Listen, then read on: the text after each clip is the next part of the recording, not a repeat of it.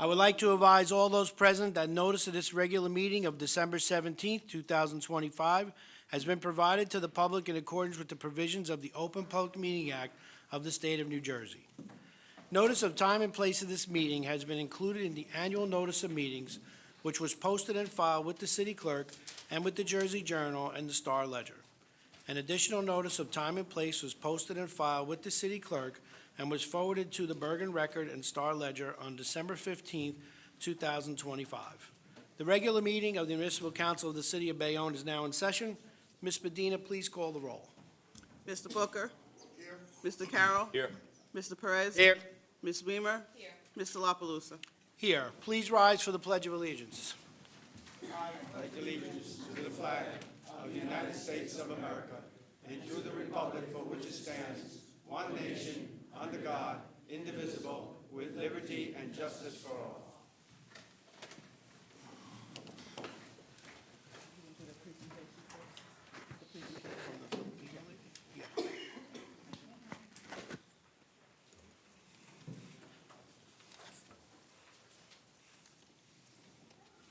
Hi. Hello. My name is Maria Florendo. Good evening, everyone. I'm here actually to represent the Filipino American Business Club, and I just wanted to personally drop off and deliver the certificate of appreciation to all the council members. Again, I just wanted to thank the Filipino American Business Club for all the support that you guys have given, especially in the very first Filipino American Music and Food Festival we had this year. I've been meaning to do this for the past few weeks, and I clearly am running Filipino time, but I'm just glad that I'm able to do this before the year ends. So again, I'm just delivering these off. And again, thank you so much, not just from me, but from the rest of the Filipino American community. Thank you. Thank you very much. Thank you.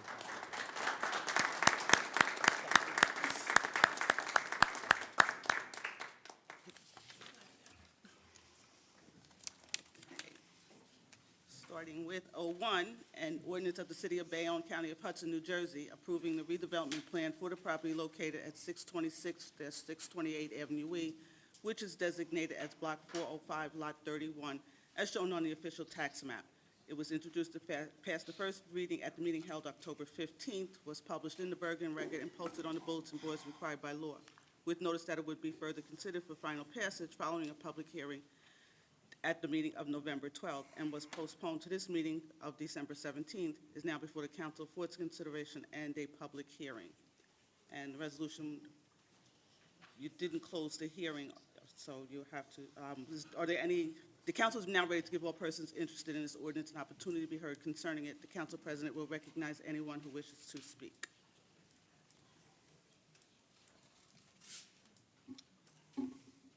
Does she have her hand up?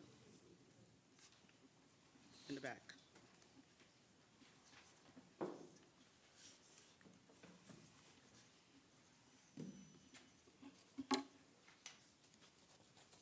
Hello, Janice Mattis, 624 Avenue E in Bayonne.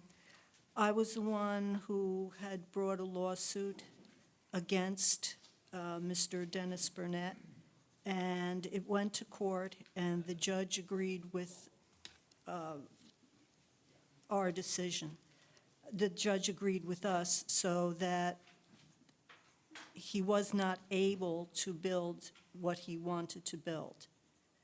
And I'm wondering what the outcome of that was, what you have decided regarding that. Okay. We're going to vote on it, but we want to hear from some of the professionals first. Okay. Okay? Okay. Did you have more to add to? No, at this Okay. point, no. Would I be able to come up at later? Usually one time, because we have a large agenda. So if you have any other comments, you can say them now. Okay, my only comment is that the judge made a decision, and again, it's coming up. So I don't know why they would override the judge's decision if that was final, which it was. Right. So my question for a couple of the issues would be, it was decided against, was it this exact plan? Was it something else? I have the dimensions of for the original ones. What difference I see is that the 6th floor is an open area, so that's no longer considered a floor. That's the only variation that I could see. I don't know the exact dimensions of what he is proposing now. But I do know that people in the neighborhood do not want this because it is 1- and 2-family homes, and they are opposed to it. And I would ask all of you on the dais to go to knock on the doors in your neighborhood and ask them how they would like it if there was a 6-story apartment building or a 5-story apartment building built right next to them. I mean, I don't know where any of you live. I don't know if you rent or you own, but ask yourselves those questions too. I understand your plight. There are tall buildings all over town way before I was even born, I would say. Not to that so- height.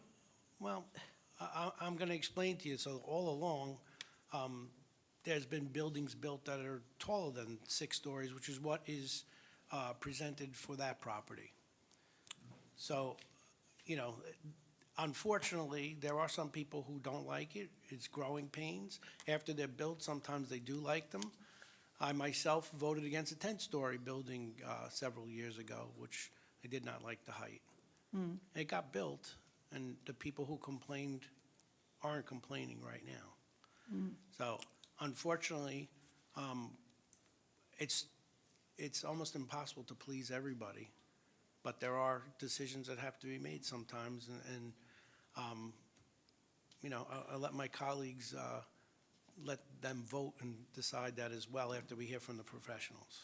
I understand what you're saying, but I don't know of any 10-story buildings that have been built when you were a child, or me for that No, matter. that was more recently when I was on the council.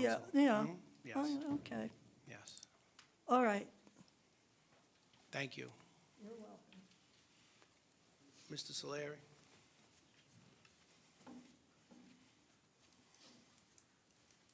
Good evening. Tom Solari, 8 West Grant Street. With this project going up, they going to do damage to the park, or are they going to replace the park? I feel with this construction, they're going to put a monstrosity building up, they're going to do stuff to the park, so they might as well just redo the park for us too, not the city pay for it, like we did with 47th Street. We had to redo that park after Lance Lucarelli did his property. So what's going to be the verdict of that? Is the developer going to redo the park over for us, or are we getting charged for that? So the city has plans to redo that park. It's one of the last parks, because we've done a lot of them up to this point. But as far as the developer paying for it, I don't think this is one of those that has the community give back for that park. I'm just saying, they're going to be putting their equipment in that park when they do their demolition. So if they're going to do demolition to that building and they're going to harm the park, they might as well repair the park. Why should the taxpayers of this town pay for that park Well, if we're they're in going to agreement. do a lot of damage? But I don't know if they're going to do a lot of damage. They may close it for a couple days, No. especially now. If they're going to do demolition, Gary, I've been in the field for 25 years or more, okay? And I know for a fact that park's going to get destroyed. Okay, listen, I'm not. And I'm gonna be arguing with watching you. it too. You know So that. once I see something We're getting gonna be destroyed, watching that's same it. thing here. But let's hear what the professionals have to say about as far as damage and what that plan is, All right. okay? Did you want to speak, Mr. Maselli? Thank you, Council President. Michael Maselli, I represent the property owner. So just to give a little bit of a background on this, because I know we discussed this last month. In 2019, the zoning board approved an application for 20 units at this site. The applicant sought multiple variances, a couple of them that they complied with. I believe they complied with parking and they complied with the density. Now, this property is in the TDD zone. So the TDD zone was designed as a transit-oriented, transit-friendly zoning. And that was put in at a time when Bayonne was at a different place, development-wise. It does allow apartment buildings of 5 stories and 55 feet. The thing that nobody really looked into when that zoning was put in place, and I think it was done intentionally, because like I said, Bayonne was at a different place when it came to development in the 90s and the early 2000s, just when the light rail started to come along. They wanted to show that the city was doing transit-oriented things, but didn't really want to let it go just yet. So they put in zoning regulations in the TDD that made it virtually impossible to build anything without a variance, virtually impossible to comply with the regulations. I'll give you some examples, some real quick highlights. So if you look at all the properties in the TDD along Avenue E, there is a 30,000 square foot minimum, right? A 30,000 square foot minimum for the lot area. Only 5% of the lots on Avenue E comply with that. So you could buy a whole city block on Avenue E and still not meet that number. So only 5% of the streets would ever meet that 30,000 square foot requirement. So automatically, you're walking in with a variance. They gave density. Like I said, the density that Mr. Burnett proposed was allowed by the zoning. The use was allowed by zoning. But what they gave with one hand, they took away with the other and said, your FAR, your floor area ratio, is going to be so low that you're never going to be able to get to that density. So, gotcha. The point is, if you applied all of the zoning regulations to this lot, the buildable envelope would be, let me get this right, 45 by 66. Now, you can't build an effective apartment building at that dimension. So, like I said, window dressing.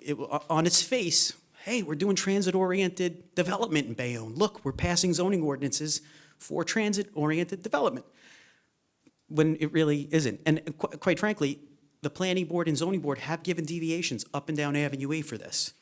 And most of the major redevelopments along Avenue E have been through redevelopment plans specifically because of these reasons. Because you can't comply with the regulations. You have the light rail behind you. You cannot have a 35-foot front yard setback and a 25-foot rear yard setback. Interestingly, the TDD does not have a side yard setback. So under current zoning regulations, the lady's house, we could build right to the property line. This redevelopment plan fixes that, and it mandates a 5-foot setback there. If this application, as we contemplate it right now, were to go in front of the planning board, the boards now, it wouldn't require a height variance anymore. We are going to, right now we have 54 feet and a few inches to the roof. And that's what the zoning ordinance measures to. Now, this redevelopment plan also puts a limit on the height that you can put on above that. In other words, elevator bulkheads, mechanical equipment. The zoning ordinance doesn't.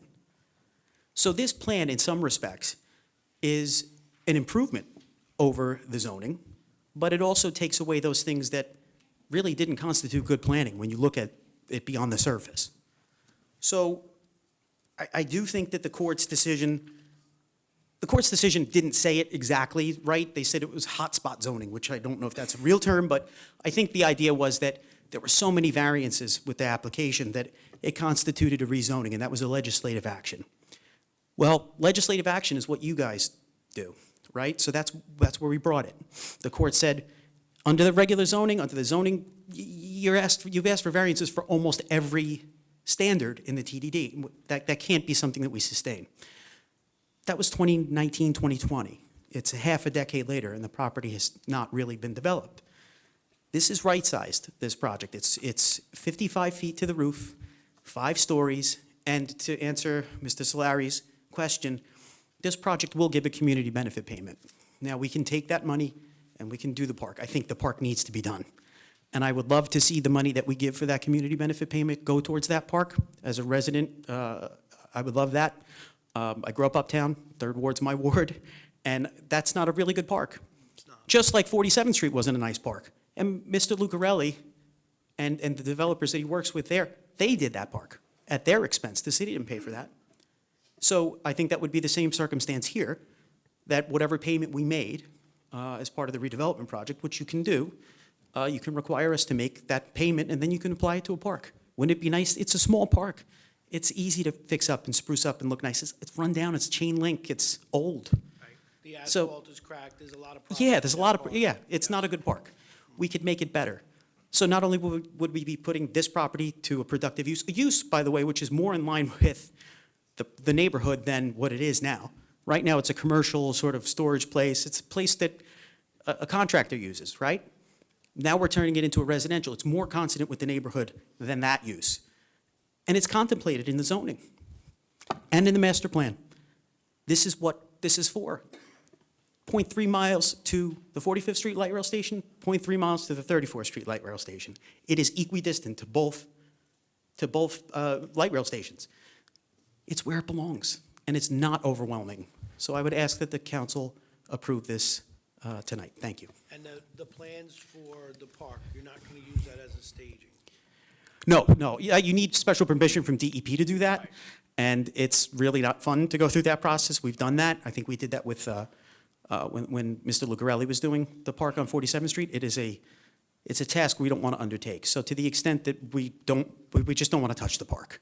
Okay. I don't know, listen, construction happens. You never know when you need access or what's going to happen, but it will not be anything permanent, and it will not be anything that closes that park for any substantial amount of time, not to my knowledge right now. Okay, thank you. Okay, thank you. Thank you. Yes. Please state your name and address. My name is Abel Zokum. I live in Bayonne for 25 years. And I built a new home in Bayonne. I have four houses going on right now, and I just finished one. And I think everyone at all property in Bayonne received the tax improvement will be ended December 31, 2025. December 2nd, I got CO for 41 East 16th Street, and I applied to the tax assessor office. They told me it's finished. So this here statement, if I give it to 5 years old, he will decide that till last day, December 31, you should be apply for tax abatement. Okay. December 2nd, they send me a letter here. They told me your application is denied. Now, Yeah. Sir, we're talking about 01, and this is a property on Avenue E. You're supposed to come up during the public speaking portion. You could speak about anything at that time. So would you like to come up during the public speaking portion? Because we need to get back to 01 right now, okay. okay? There's on the second page after 010, and I'll allow you to sign up and come up. Okay, All thank right. you. Thank you very much, sir. Yes.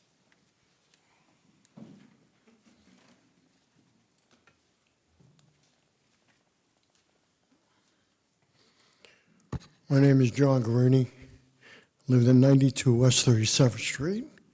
I'm here tonight because I want to thank Councilman Perez, Councilman Booker, for trying to help me with a situation that actually has turned into a pretty much nightmare. Unfortunately, I was able to get my roof done from people that helped me, but I was denied my grant from the BEOF because of a building inspector. Mr. Guarini, you have to come up during the public speaking portion. I can't hear you. You have to come up during the public speaking portion. We're just dealing on this one Oh, on I Avenue thought- E. But I'll call you up, John. I'm sorry. So, we'll allow you. I just want to say one thing, though. You guys did a great job with Mayor Davis getting this city rolling. Thank you. Would anybody else like to speak on 01? Melissa Godesky Rodriguez, 148 Avenue F. I guess I just have a question. I didn't plan on speaking on 01, but are any of these units affordable, senior-friendly, or being made available to those who are disabled or veterans? Or is there any priority over those apartments being built? No. No. Thank you. I ask that question as I always do, and I appreciate your support because it is an issue that is desperately needed in this town. I'm just going to make a statement. It is an issue. And not to make this personal, but my mother can't even pass away in the city she raised up in because there's nowhere for her to live. and this is something we need to consider when we're putting up these buildings. What can we do better for our residents? That's all I'm asking. Thank you. Anyone else on 01? Mr. Franco.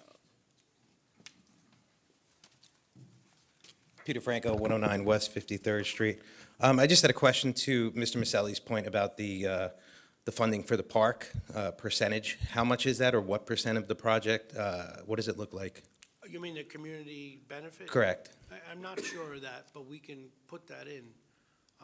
So we can actually put a number into that redevelopment. Yeah, because I think that would be important because, you know, the transparency of it, and then to just make sure that it's followed through. Right.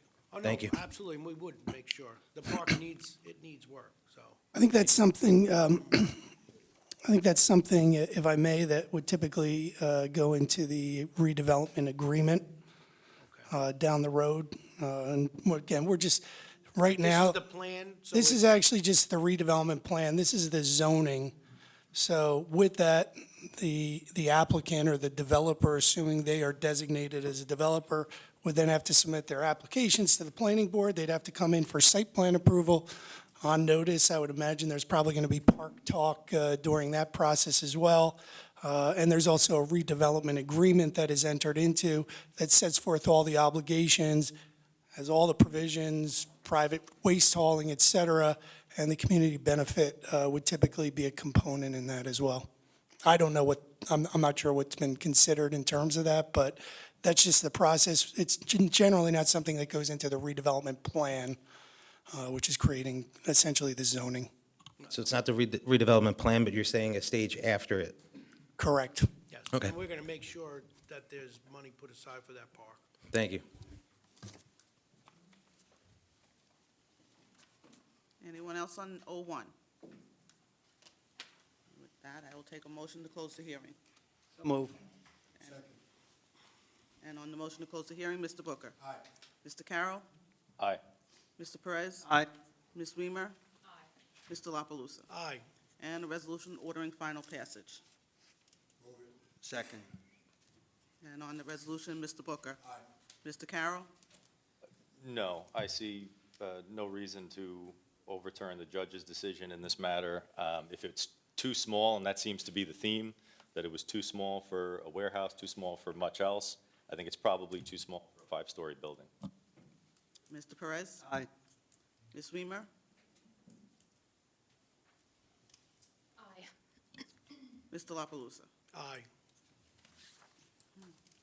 02 is an ordinance approving the redevelopment plan for the property located at 62.5-72 Prospect Avenue, which is identified as Block 449, Lots 21, 22, and 23, as shown on the official tax map of the City of Bayonne pursuant to the local redevelopment and housing law. It was introduced and passed the first reading held November 12th, was published in the Bergen Record and posted on the bulletin board as required by law, with notice that it would be further considered for final passage following a public hearing at this meeting of December 17th, is now before the council for its consideration and a public hearing. And a resolution giving the ordinance second reading is moved by the council president. Mr. Perez, will you second? Second. On the resolution, Mr. Booker. Aye. Mr. Carroll. Aye. Mr. Perez. Aye. Ms. Weimer. Aye. Mr. La Palusa. Aye. Second reading is by title, an ordinance of the City of Bayonne, County of Hudson, New Jersey, approving a redevelopment plan for the property located at 62.5-72 Prospect Avenue, which is identified as Block 449, Lots 21, 22, and 23, as shown on the official tax map of the city pursuant to the local redevelopment and housing law.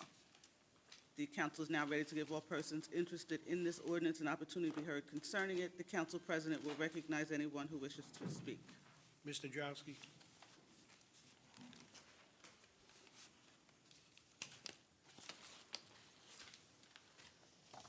Hello, good evening. Sharon Nadrowski, 126 Avenue A. So there seems to be a general theme here tonight. Like I said, the Jimmy Davis Christmas list of presents to the developers on the taxpayer dime. Tonight on this agenda, and I'm just not going to get up and talk on them, every single one of them, because they're kind of the same. So we have 13 financial agreements, 11 redevelopment plans, 5 redevelopment agreements, and 3 area needs studies. That's more than a lot of towns do in probably a year, and we're jamming it in one night on somebody's way out of town leaving us holding the bag. So it's really not about you, it's not about me, but it's really about the town and the people and what's right for the town and the people that live here. And also, I also know that I came by to get these plans and they weren't available, so I highly doubt, they weren't available when I came the other day. They're available now, and I highly doubt that you people sitting up there voting on this had had a chance to read them, because I did get them. I started reading on the first three. The one you voted on, the next two, were 35 to 38 pages apiece, unless you locked yourself in the room for the last, I don't know when you got them, 48 hours ago, and read them all. But there are important things that here, and I would hope you understand what you're voting on all of these. And I'd just like to say, I don't understand, what we got to make sure what the traffic, we're improving these traffic study. You're doing, 20 redevelopment projects. You couldn't use the same traffic study. Like they're all, it's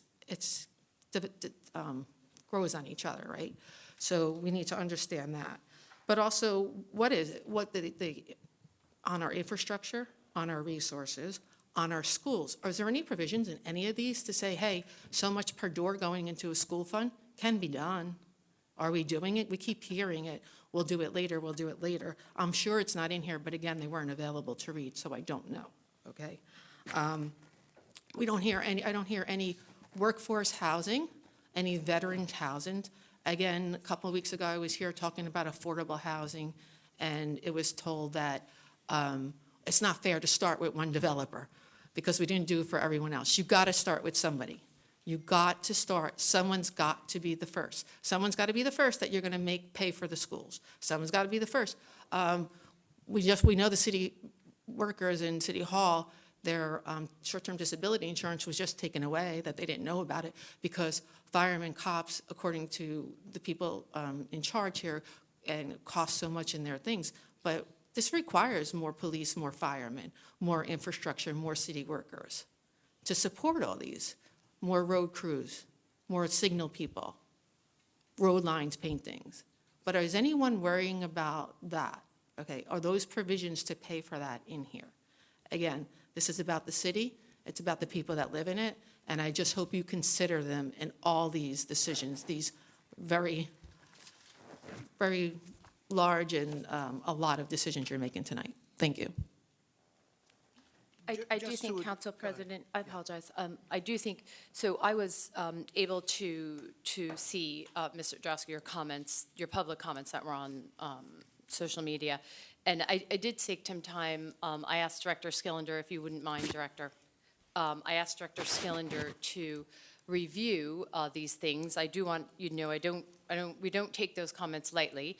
The one thing that we did is we counted how many items we have on the agenda tonight, but we didn't count is the dollars and cents it will bring to this municipal's budget, which is of vital importance, especially now.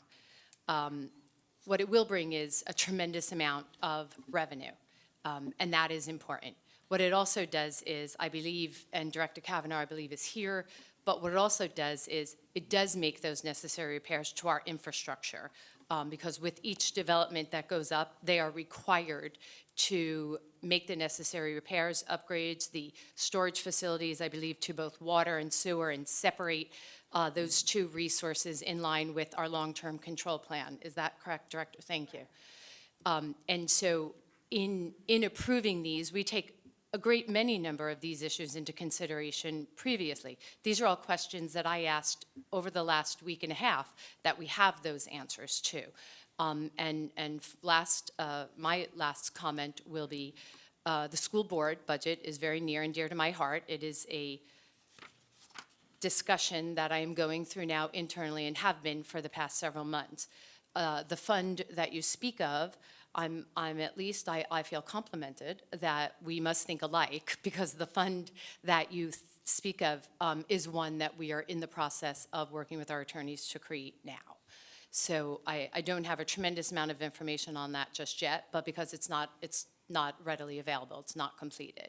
So Director Skillender, I know that you put together some things, and I think it would be helpful if he went ahead and gave his explanation as well. And if you could explain, because it was questioned here about community givebacks, community benefits. Give the whole picture of like, with all those numbers, what's actually being given back. So this way we can get an overall view. And as far as the agenda, there were many things in here that needed to be done. It's not only is it the year end, but some of these things were in the queue for a long time. And so I think that's another reason why this agenda is as long as it is. Thank you, Council, for giving me the time to speak on these. So a couple things just on the redevelopment plans. I think overall, if we look back on the past 12 years here, the city of Bayonne, yes, we have approved a lot of redevelopment, and the town has changed. Currently, right now, if we look at the user-friendly budget, there's roughly 45 pilots, 35 of which, were approved 8 years ago. None of the agreements that have been passed by this council have been approved or are in effect yet. We're still waiting to see that revenue. And I think there's a positive note on the development that has occurred here because, again, that's now bringing close to $14 million worth of pilot revenue, and increasing the revenue to the city there.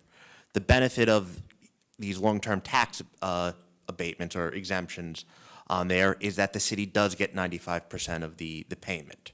The Board of Ed, whatever the request is for their budget, the city is obligated to give. That 95% really affects the county. And that also, again, helped us get us out of a bad financial situation when we started, when Mayor Davis took office 12 years ago. I think the difference is with these last 3 years, for 3.5, from this council and, the plan from this current administration is how we've looked at development. And part of the thing is, again, putting processes in place on clearing out projects that have been, 4 or 5 years old. I mean, the one that we're talking about, 02, 62.5 Prospect, from when the city, knew about this, it was over 5 years. To finally clear this out, it is, a Herculean effort there, but we made sure that the city had its all its professionals in order, from our planners having multiple planning firms like CME, Clark Caton Hintz, Neglia, Beacon Planning on that to review and make sure that the city is protected with its underlying zoning and the characteristic of the town. Also understanding the intent of needing to develop. We had legal teams in place with Joe Bauman's office, with Madam and Scotland Bauman, and with John Wichiscala from Inglesino Taylor on legal. And then from engineering with CME, Andy Reichel with Waterman, and Phil Scott with Matrix there. And on the financial side with NW to look at the number of projects. And with that said, on just the team to get this work done in a efficient manner to make sure on the 10 of these financial agreements, and these are the ones not on MOPI, the city administration took to heart on what this council suggested. The $2,500 a door payment, I know was advocated heavily by Councilwoman Weimer, and the rest of the council agreed upon this. That goes back to the Silk Lofts pilot. That was, debated in these chambers almost 3 years ago. So with the 10 financial agreements overall, on making sure that there is a community benefit payment, that the city is getting more money for this. I mean, we were able to negotiate on those 10 pilots for a community benefit payment of $1,570,000.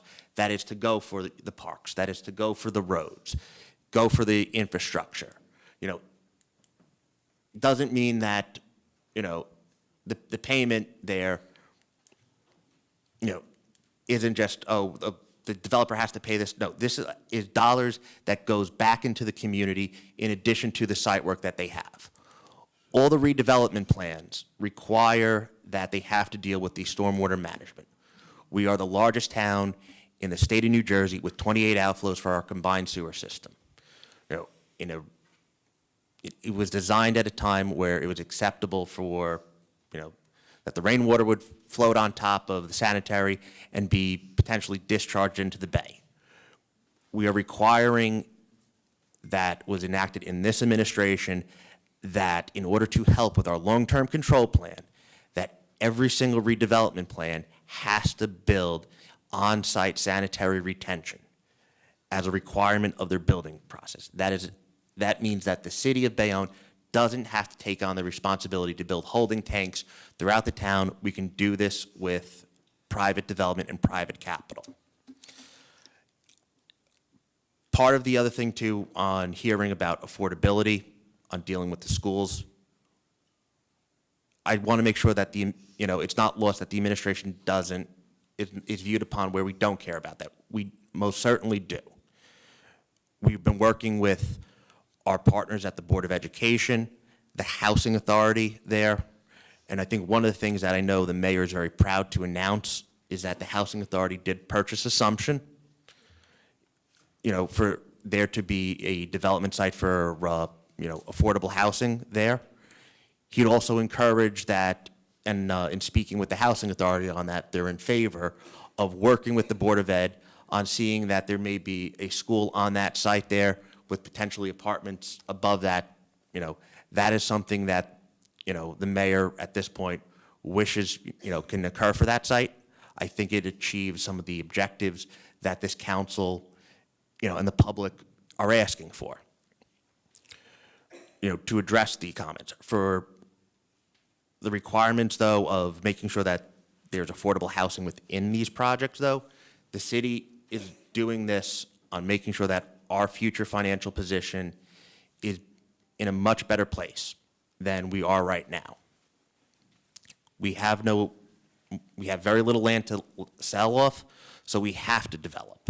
We do not want to raise taxes on our single-family and two-family homeowners. That is not what the administration should be doing, and with this development, this is new money coming into the city. So when we look at these 10 pilots up overall, on their current taxes, they're paying $517,000 with a city share of that money of $232,000. When the pilots are stabilized, when these buildings are stabilized, there will be $2,389,000 with the city share of $2.3 million. Almost a multiplier of 10-fold going to the city. That is money, that is almost $2.1 million that doesn't have to be raised in taxes. And I think that is always lost when we look at why are we doing this development, why is, there's so many redevelopment plans. It's because, quite frankly, if the city doesn't grow, we die. And we don't want to be in a bad financial situation that we were 12 years ago when the administration took over. I think we've done a fantastic job on getting us there so that people want to live in Bayonne. They want to remain in Bayonne. And that's where, again, I look at myself, same with, Neil, you could probably look at it yourself too, of how many of our classmates from high school lived in Bayonne and no longer stayed. We're the oddity. Director, I love you dearly. Do you want me to really speak to that issue? No, of how many of our but that's- classmates can't afford to live in this town But- because they weren't as lucky as you and I? Because they're getting priced out? I was the wrong guy to invoke in that comment. Well, Councilman, And I've got questions as well about what you just said. but Now, you referenced 2.2 million. As of today, you said with these 10 pilots, the city would be receiving 517,000 collective taxes. collective is the overall tax on that. The city Okay, shares when the 200. pilot wears out, because you and I might still be around if God gives us another 25 years to live, what is the projected taxes the city is going to be bringing in then? Because, and I don't intend to be the longest-serving councilman, but on the chance that I still tune in to see what the tax rate's going to be 25 years from now, I wonder, are we still going to have these same issues? But again, on that, the tax rate and the assessed value, the tax rate and the current taxes are assessed on what the fair market value of the time. So if you could predict what 25 years, what the current value is, Based on the current value. Oh, but if we estimate that it would be somewhat similar, when these pilots wear out, we're talking about 500,000 for 10 pilots. So what happens when the money runs out? Let's go to community benefits. You mentioned that tonight, of the 745 new units being introduced to this city, there's a total of 1.5 community benefits coming through the door, correct? Correct. Okay, that money was gone before I finished my sentence. So now, I understand we've rebuilt some parks in this town, most of which have cost close to $5 million apiece. So now we've got 745 new units, and we've got a half-built park. And when it comes to paving roads and infrastructure, the amount total, as I understand it, that the infrastructure is going to cost over the next 50 years is something in the billions. And I'm supposed to get excited because we're bringing in 1.5 million, and when the money's gone, we're left with 745 new units, none of whom are going to have kids or drive cars? Let's also look into that. They still have to pay their fair share for the water sewer connection fees that are not calculated into that to pay into the system for those infrastructure upgrades that have to be done. The other thing too, of also outside of one park costing $5 million, most of the parks, are in the, $2 million range. Buddy Baseball, which is a fantastic park, was $2.5 million, and we had, grant money along with private development money help build those parks. And So- tonight, Russell Golding Park is on being the awarded, agenda yeah. as well. So to say that the 1.5 million is spent and allocated, no. Okay, because this is future money coming into the city. I would So like we you don't to get have it. back Yeah. to tonight at hand, Yeah. if we can, because we have a long agenda, please. So, again, part of the comments, to the public on this, we're addressing, making sure that we have new revenue coming in. We have very little land left to sell, which is, again, one-time fillers.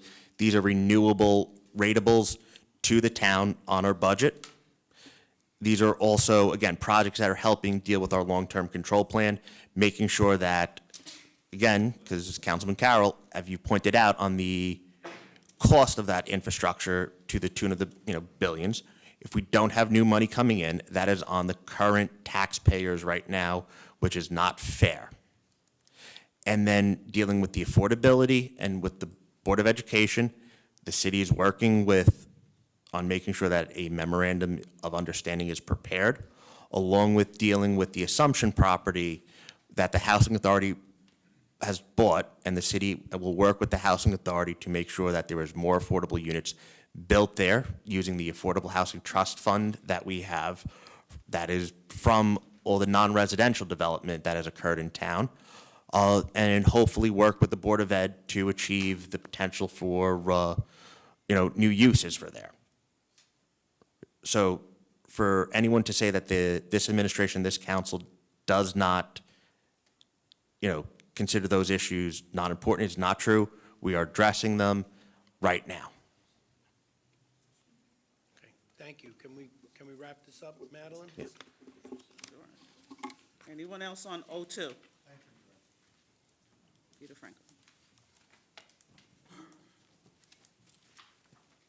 Peter Franco, 109 West 53rd Street. The Davis administration really uses just about any excuse to develop. Now it's the long-term control plan. That's been going on for 10 years. That's nothing new. It's not our fault that the state said that. And why do we got to come to the rescue for a developer? I mean, that's always what we do. This guy stood up here and talked about taxes. We don't like to raise taxes. Every year Davis has been in office, the taxes have been raised. I know it's been a minute since I've been here, but I heard the gentleman talking about 95% going back to the city and 0 going to the schools and 5% going to the county. It wasn't too long ago, maybe 5 or 6 years ago, that we were up here raising hell about these developments to give money back to the schools. What happened to that? There was 5%. Then at one point with Lucarelli's project, it was 10%. We were going on the rise. We were being progressive about things. All of a sudden we got regressive, I mean, I think the schools know how to spend their money. I think they're the ones greatly impacted. We talk about taxpayers and stuff like that, but it's like, we raise taxes no matter what. So to say this, like, oh, we got to protect the taxpayer, so we got to give to another developer is just insane. We've been doing this for a decade. So that's all I got. Thank you.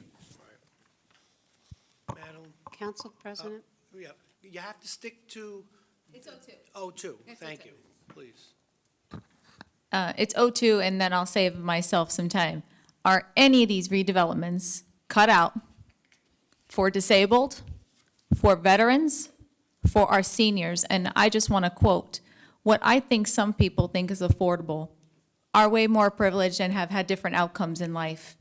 What I determine as affordable is very different. I think affordability has become a perception instead of a fact, okay? People can't afford $3,300 a month. People can afford $1,800, $1,900 a month. I know, with all this income, I really hope to see Bayonne put their money where their mouth is and help the residents that are here and include us in this process. Because when we are included in 02, 03, 04, we're more likely to support it. And I think what we're hearing here tonight is even on 02, I don't know if our residents are truly being part of these processes. Is there a roundtable for the residents next to these 02? Have those residents been involved in any conversation? I gotta go with the answers probably no, and if I'm wrong, I apologize. I'm here to support the development, but does this redevelopment support any of those initiatives at all currently today? Seniors, disabled, veterans, do they support? It's just, again, I don't mean to be hostile, it's true, no, right?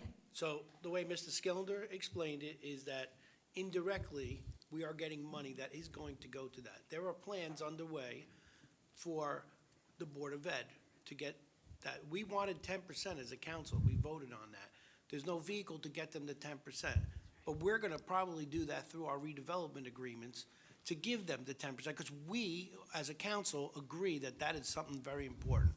As far as affordable housing, we're going to take that money from the trust fund, and we're going to identify properties and have them built with the Housing Authority, managing them. And there's some talks underway already about that. I personally have talked to John Mahon about doing that. Do we know what the wait list is for the Housing Authority? So, I do, yeah. How many? Yeah. Yeah, 300, upwards of 300. So I hope, like, again, 02, the answer is no. I just want to be clear, that's all. Just to answer your question, if we can get whole buildings built where the whole thing is affordable housing, that will knock that number down. I think there should be a developer to do a first for us. Well, please, we have Just a 2 long seconds. agenda. So yes, the Affordable Housing Trust Fund comes from developer money, the $14 million in that, every cent of it came from developers. I don't think anybody says that out loud enough. I know Mr. Skillender tries. I'm saying it. That $14 million, which I think should be used. I think we need affordable housing in the city. Do I think we need it in the buildings where the city's success is tied to the amount that we're charging for rent? No, I do not. I think that there are appropriate places and times for that. I agree. I had a mother-in-law pass away recently that I wish we could have had in this city. And it is one of the things that I'm working on with a client to try and bring an assisted living facility to Bayonne, a high-class assisted living facility, someplace that I would put my mother-in-law and where you could have put your mother-in-law. It would have been nice. But we're working on those things. It's not like it's being ignored. Like Mr. Skillender said, it's not being ignored. Just because we're not pounding our chest and talking about it here in public all the time doesn't mean it's not being worked on. So the money that we're bringing with the community benefit payment, 2 years ago there wasn't a collection of community benefit payment. Now there is, because this council pushed for it. Tomorrow, who knows what we're going to be asked for? But that's the point. It's a collaborative process to make sure it works for you, make sure it works for the developer. Public, we're also expecting that number to grow. So Exactly, 14 right. will grow exponentially. And so on this 02, please, to bring it back, they have been waiting for 5 years. So this isn't rushed through, this is discussed. There are open public meetings on all of these things. There are meetings with the council people of these wards. These things happen. There are conversations that are not done out here, but they are done with the neighborhood through the council people. They are done with all the council members that we meet with. Through the planning board. Through the planning board, there is an open public process, and we're there every month. So I just wanted to address those couple of things before you vote on them too. Thank you. Thank you very much. Yeah. So I mean, go ahead, explain, Mr. Brown. Excuse me, just for the record, I would like to say, I understand the whole concept about affordable housing, and I agree with that. But nobody mentioned recently, just with the Bayonne Housing Authority, last week, there was a groundbreaking for affordable housing. So these ideas are not being overlooked, or, we don't work on it. So I said it before with the council, things are not easy and they take time. But nobody mentioned the fact that just last week, we had a groundbreaking It was on for Oak Street. on Oak Street for affordable housing. And I think that's important for the public to know that we are working on affordable housing. Okay, can we wrap this up, Okay. please, Ms. Medina? No protest against, objections to, or statements in favor of this ordinance has been filed with me. May I have a motion to close? Move it. Second. And on the motion to close, Mr. Booker. Aye. Mr. Carroll. Aye. Mr. Perez. Aye. Ms. Weimer. Mr. La Palusa. Aye. And a resolution ordering final passage. Second. And on the resolution, Mr. Booker. Aye. Mr. Carroll. I'll be as brief as I can so as to not have to repeat myself for the next 4 pages. A lot was mentioned. I did, and I applaud Director Skillender. He met with me, and we discussed these issues in detail, and it was explained to me that no, there are no affordable housing measures in any of these buildings. As was mentioned up here, ground was broken on a new building. The issue of affordability, the issue of affordable housing, workforce housing, et cetera, is something we should be proclaiming loud and often and at these meetings, at every meeting, because that is how you advocate for something. That's what that is called. And we do need to accomplish it in all its facets, which include getting new buildings that are entirely dedicated to these issues. But I don't particularly relish the idea of segregating these individuals and furthering the stigma that's attached to workforce and affordable housing. Because every time you mention affordable housing, everybody runs for the hills. If you put it in these buildings, if you made provisions for it, then it becomes your neighbors. You give everyone a reason to lift all boats with the rising tide. That's what I suggest when I talk about it up here. I am doing somersaults that a building is going to be built that addresses this need. I love the idea, as was introduced tonight, first time to me, that another property may be purchased to do something with. But again, this is not something that we need to cordon off in a special part of the town and forget about or hope that, the need suffices. The list is a mile long. This will move the list along, but we're still going to have people on there. And then we're going to add new people every year that passes because they're falling into the safety net, and the safety net is rapidly disappearing. That's what I've been saying for years. Now, tonight, with all the development on the docket, it is not necessarily that I oppose development. If you proposed something that addressed these needs, I'd be inclined to vote for it. And I think I'll say 90%, because there are things tonight that I certainly will support. But what needs to be addressed is a cohesive plan. I won't speculate, as has been speculated by those that came up and spoke, why this is being done in bulk, why it's happening en masse at a December meeting, and so on and so forth. All I'll say is the only thing that seems to be cohesive and consistent is the length of the pilots that's being given out. There are side streets on this list. There are setback issues. There are things that we all talked about addressing. And I take issue with not having that plan.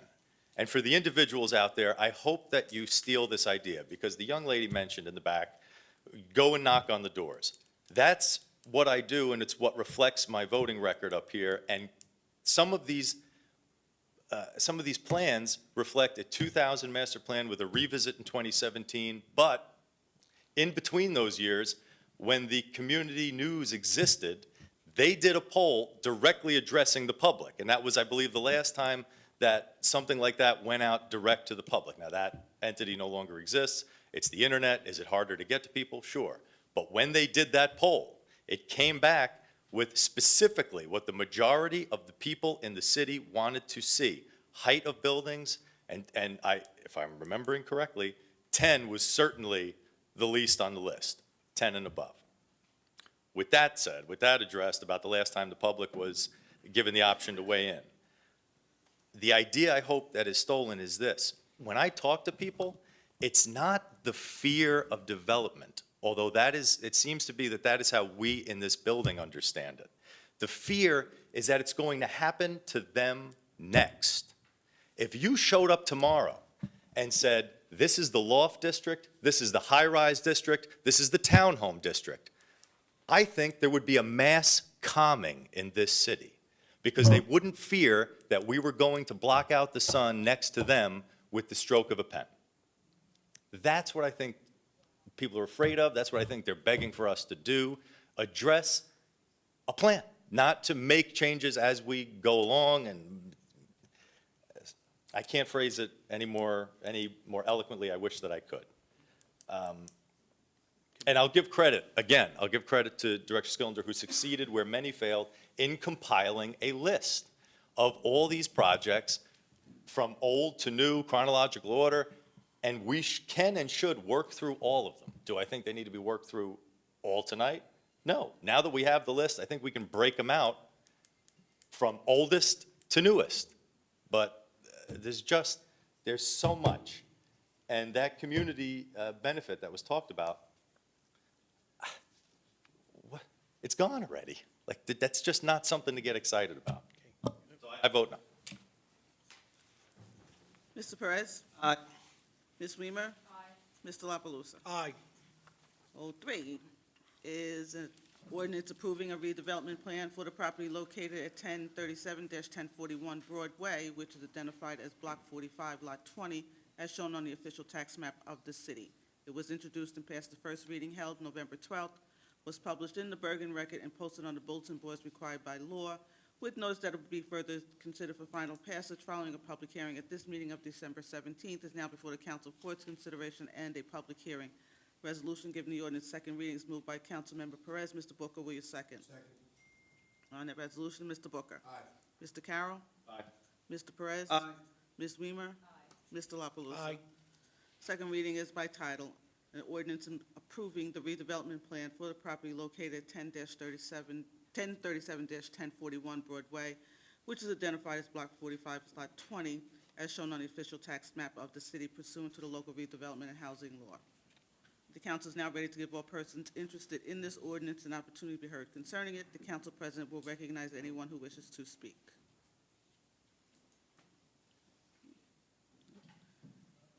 Okay, no protest against, objections to, or statements in favor of this ordinance or its passage has been filed with me. May I have a motion to close? So moved. And on the motion to close, Mr. Booker. Aye. Mr. Carroll. Aye. Mr. Perez. Aye. Ms. Weimer. Aye. Mr. La Palusa. Aye. And resolution ordering final passage. So moved. And on the resolution, Mr. Booker. Aye. Mr. Carroll. No. Mr. Perez. Aye. Ms. Weimer. Aye. Mr. La Palusa. Aye.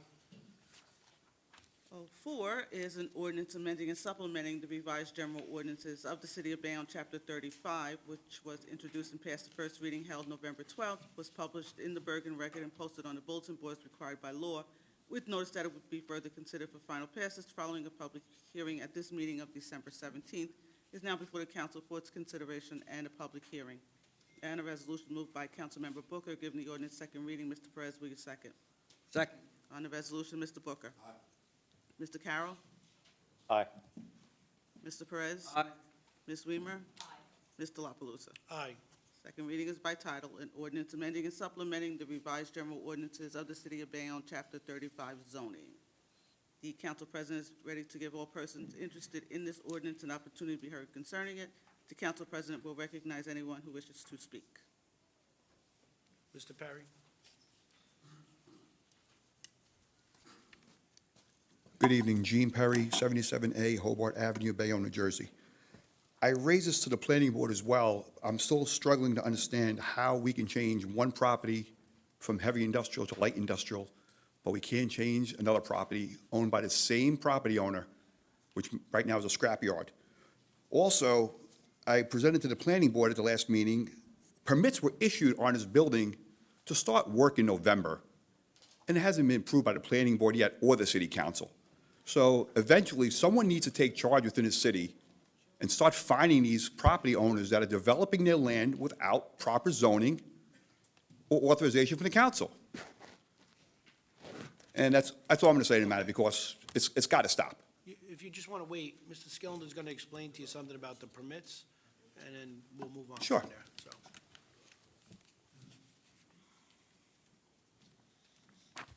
So, Mr. Perry, the city did investigate that zoning permit there, and in part of it, the property owner on that one filed for building permits. And in order for the building process that, it has to be evaluated by zoning in order for the zoning permit to be effective.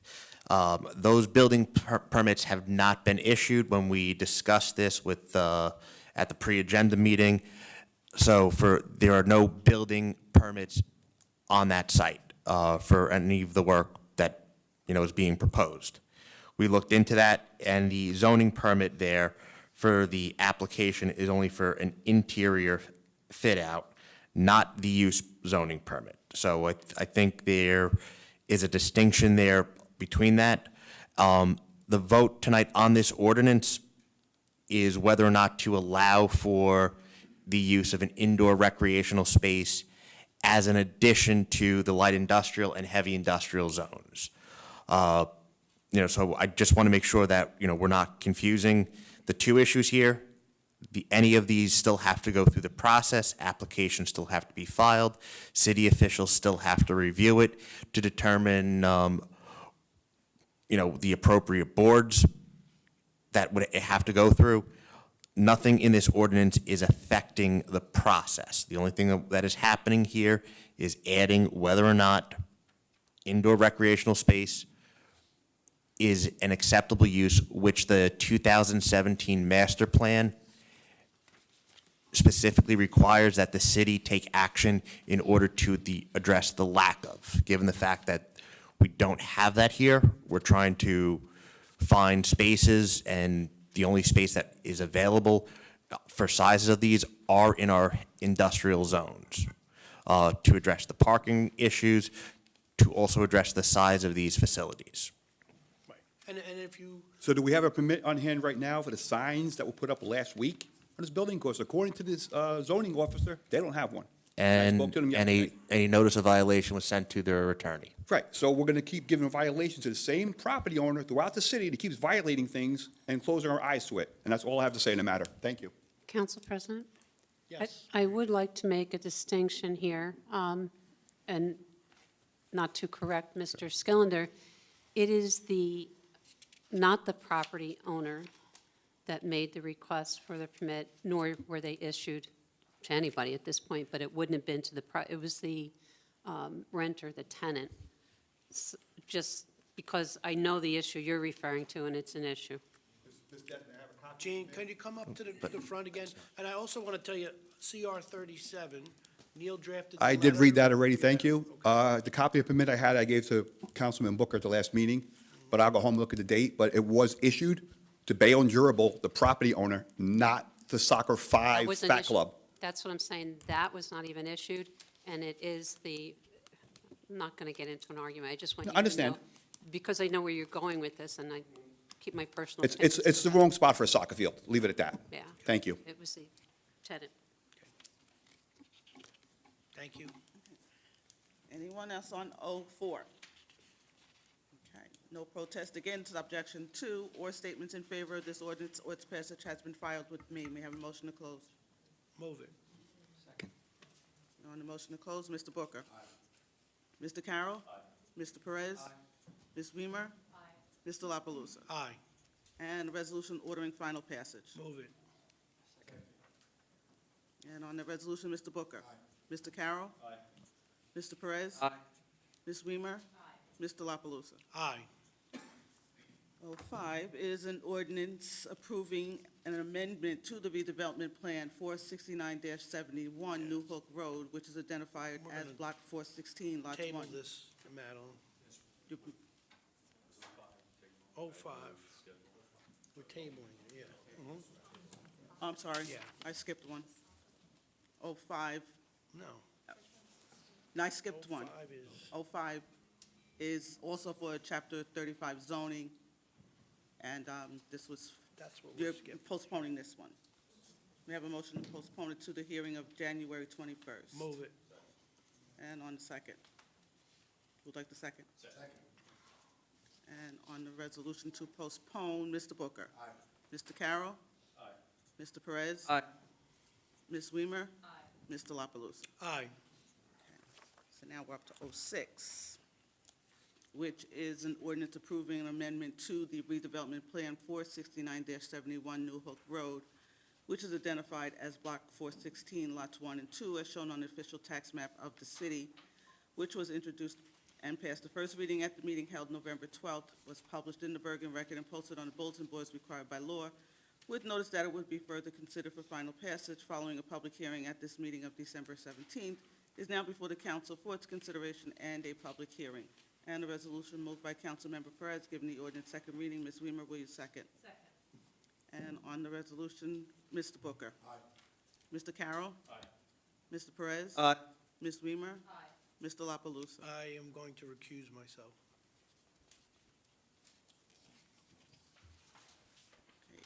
And second reading is by title, an ordinance amending and ordinance approving an amendment to the redevelopment plan 469-71 New Hook Road, which is identified as Block 416, Lots 1 and 2, as shown on the official tax map pursuant to the local redevelopment and housing law. The council is now ready to give all persons interested in this ordinance an opportunity to be heard concerning it. The council president will recognize anyone who wishes to speak. Yes, Mike.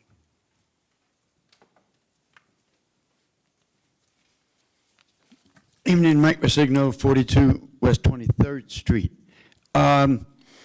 This is a clearance for a data center.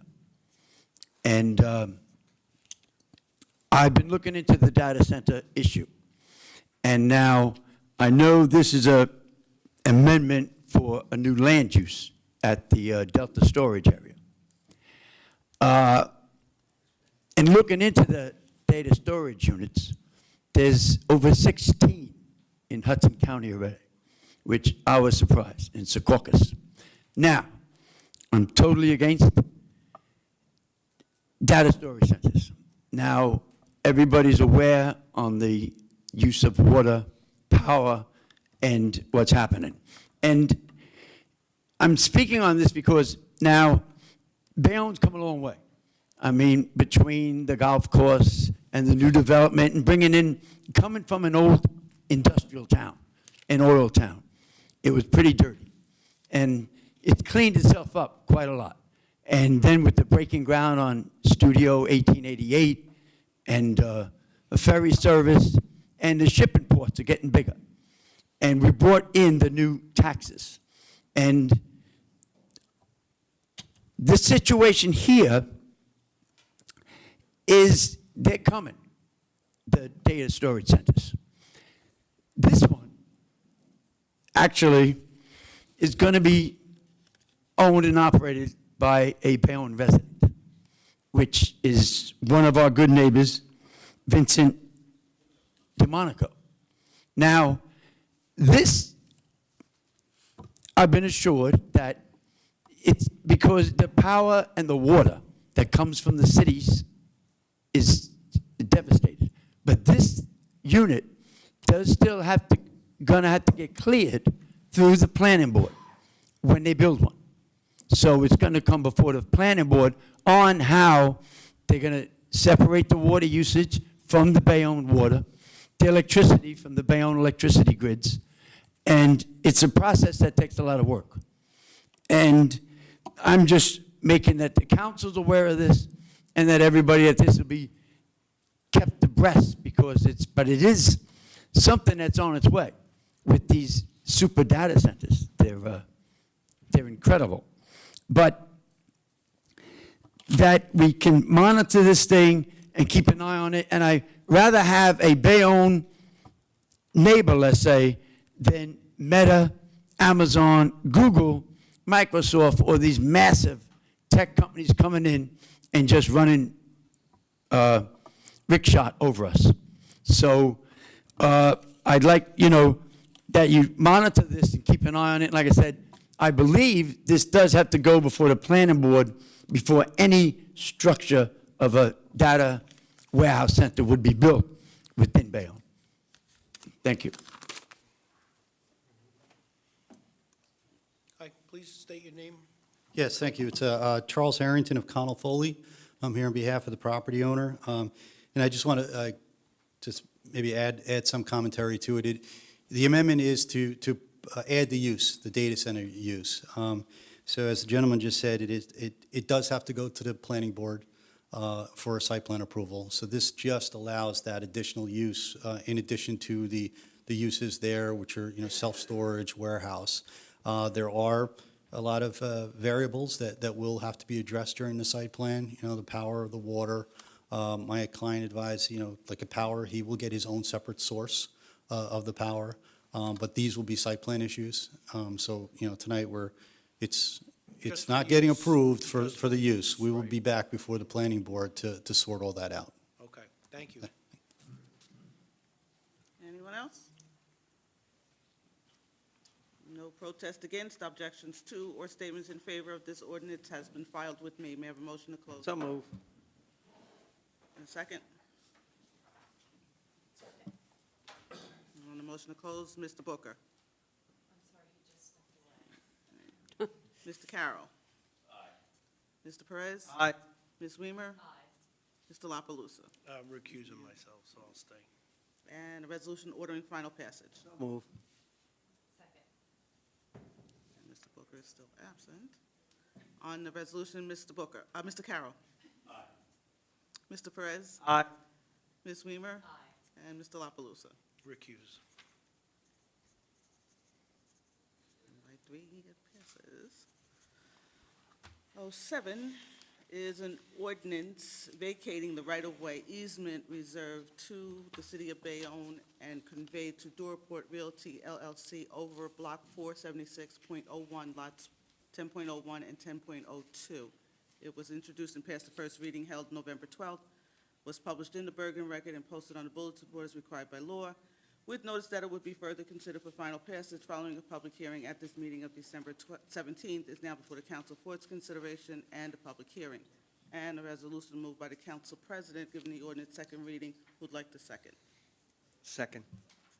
And on the resolution, Mr. Carroll. Aye. Mr. Booker is still absent. Mr. Perez. Aye. Ms. Weimer. Aye. Mr. La Palusa. Aye. Second reading is by title. An ordinance of the City of Bayonne, County of Hudson, New Jersey, vacating the right-of-way easement reserved to the City of Bayonne and conveyed to Doorport Realty 4 LLC over Block 476.01, lots 10.01 and 10.02. The council is now ready to give all persons interested in this ordinance an opportunity to be heard concerning it. The council president will recognize anyone who wishes to speak. No protest against, objections to, or statements in favor of the ordinance or its passage has been filed with me. May I have a motion to close? Move. On the motion to close, Mr. Carroll. Aye. Mr. Perez. Aye. Ms. Weimer. Aye. Mr. La Palusa. Aye. And a resolution ordering final passage. Move it. Second. And on the resolution, Mr. Carroll. Aye. Mr. Perez. Aye. Ms. Weimer. Aye. Mr. La Palusa. Aye. 08 is an ordinance amending and supplementing the revised general ordinances of the City of Bayonne, Chapter 7, Traffic, which was introduced and passed the first reading at the meeting held November 12th, was published in the Bergen Record and posted on the bulletin board as required by law, with notice that it would be further considered for final passage following a public hearing at this meeting of December 17th, is now before the council for its consideration and a public hearing. And a resolution moved by Mr. Booker, who just came back into the room. Given the ordinance second reading, Ms. Weimer, will you second? Second. And on the second reading of 08, Mr. Booker. 08. The second reading. Aye. Mr. Carroll. Aye. Mr. Perez. Aye. Ms. Weimer. Aye. Mr. La Palusa. Aye. Second reading is by title, an ordinance amending and supplementing the revised general ordinances of the City of Bayonne, Chapter 7, Traffic. The council is now ready To give all persons interested in this ordinance an opportunity to be heard concerning it, the council president will recognize anyone who wishes to speak. Vice Gudowski. Melissa Gadesky Rodriguez, 148 Avenue F. Thank you. So, thank you, it's not a complaint. I think the second portion to this is just an enforcement issue, right? I can tell you that cars still go down 23rd, heading towards Prospect. They still do it. There is, and I'm going to tell you that I have not seen 24-hour parking enforcement at all in that area. There's a whole new avenue now.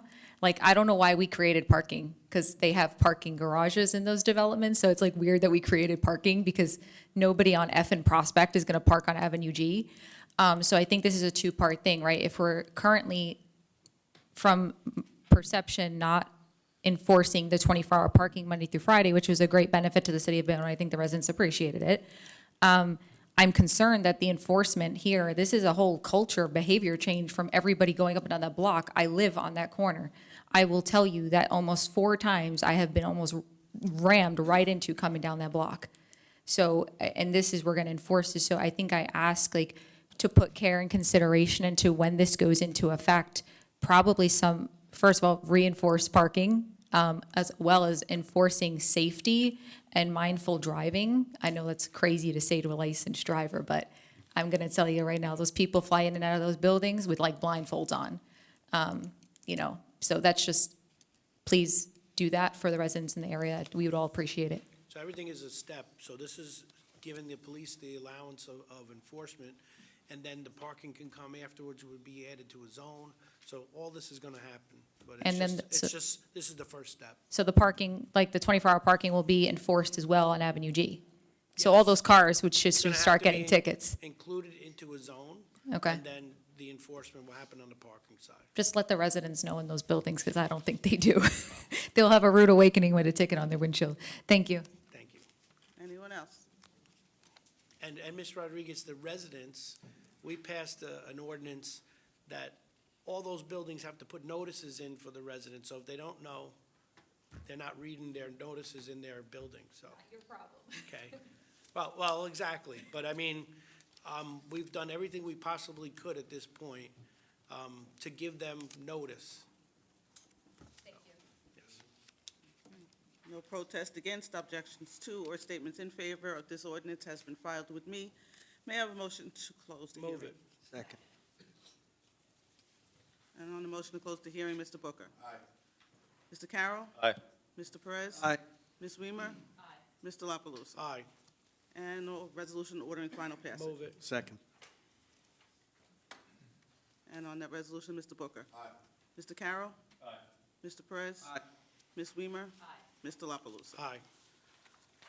09 is an ordinance amending and supplementing the revised general ordinances of the City of Bayonne, Chapter 7, Traffic. It was introduced and passed the first reading at the meeting held November 12th, was published in the Bergen Record and posted on the bulletin board as required by law, with notice that it would be further considered for final passage following a public hearing at this meeting of December 17th, is now before the council for its consideration and a public hearing. And the resolution giving the ordinance second reading is moved by Councilmember Perez. Mr. Booker, will you second? Second. On the resolution, Mr. Booker. Aye. Mr. Carroll. Aye. Mr. Perez. Aye. Ms. Weimer. Aye. Mr. La Palusa. Aye. Second reading is by title, an ordinance amending and supplementing the revised general ordinances of the City of Bayonne, Chapter 7, Traffic.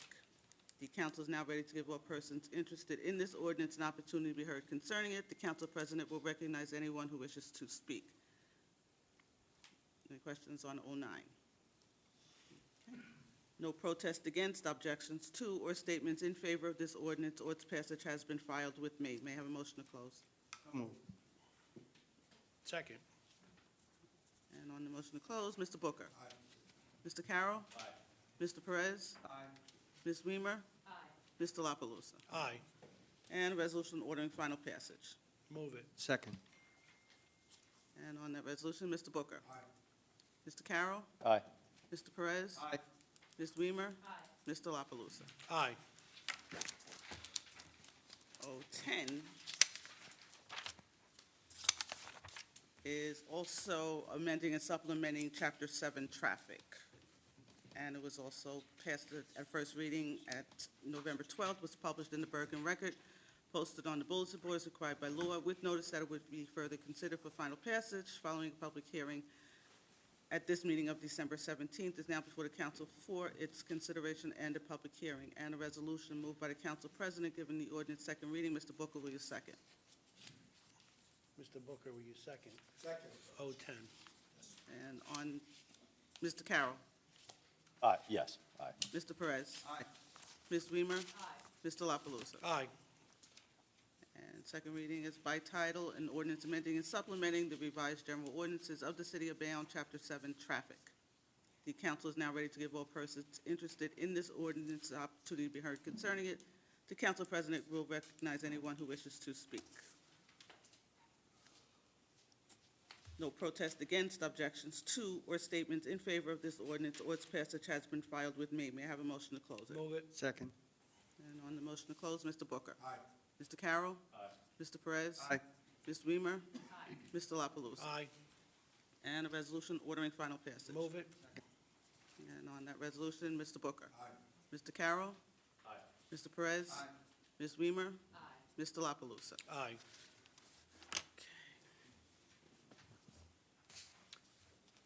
Madeline, can we let the two gentlemen that didn't sign up, we'll let them speak first?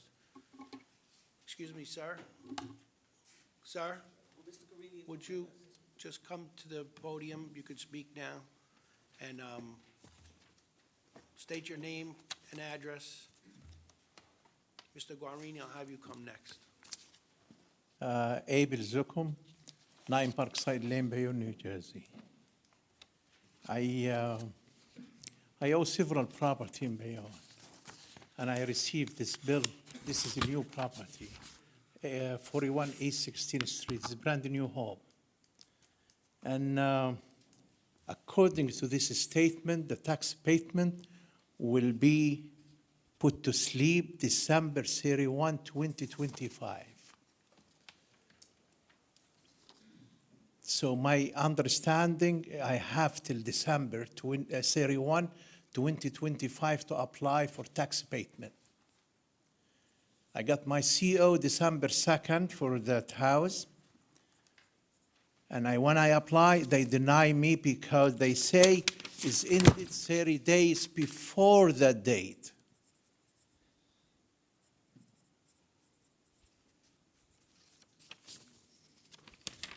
Days before the CO? Before December 31. So 30 days before December 31 will be almost December 1st or December 2nd, because December is 31 days. So they stopped taking application 30 days before, and they deny it. But based to the note they send here, this is, to my understanding, should be accepted, should be honored. Okay. The first of the following month. It's not 30 days, it's the first. Which would be January 1. Okay. And council So voted in our August. tax collector sent a letter out saying that all of these had to be applied for by 11/30, November 30th. So if you did it on December 2nd, so I would assume that you got that letter. I never received any letter. I mean, This gentleman is the Director of Planning and Zoning. He's Yeah. going to address this. So for the 5-year tax abatements, the ordinance sunset. And basically what that means is that in the ordinance adopted, it had a cutoff date there.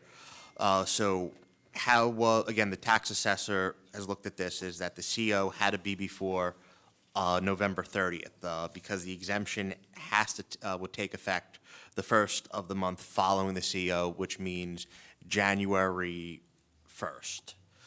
So even if the application was submitted today, it's when the date of the CO was issued. So the CO had to be issued on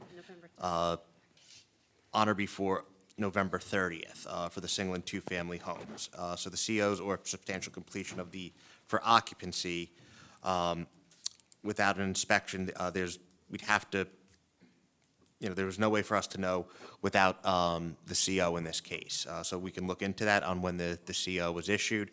But they have 30 days to file from the date of the, CO for the exemption. That's really the cutoff date for the 5-year tax abatement on the sunset provision here. 11/30, right? 11th, the issuance of. November 30th. Yes, November 30th for a CO. So you say you mail a letter to the homeowner, that's correct? Well, that was, I believe, on the back of the tax card. That explained the sunset provision. Yeah, I have it here. Yeah. But doesn't say nothing about November 30. Of how the ordinance reads, it's the month following the CO. So if you get your certificate of Yeah, I get it. occupancy on November 30th, you have 30 days to apply for there, and then it's becoming effective the next month, which would be January 1. So that's the cutoff date. So if you got a CO on or before the 30th, you could still apply for it, and the tax assessor, should be able to grant it because it's before the 30th. If the CO is after the 30th, based on the ordinance, we can't, the city can't grant it. But Mr. Lavaluso said there was a mail sent. Right. When that mail was sent, to let me or homeowner know November 30 is that date for that. If I miss it in this property, I owe 7 property in Bayonne. Right, so it was on the 4 tax of them is card. brand new home. It's on it was sent on the tax card. So it was That's mailed, but it was on the tax card. Which tax card? the one that you have in your hand, sir. I mean, that's the tax card, the bill. Yeah, I have it here. Yeah. It say December 31, but doesn't say anything about November 30.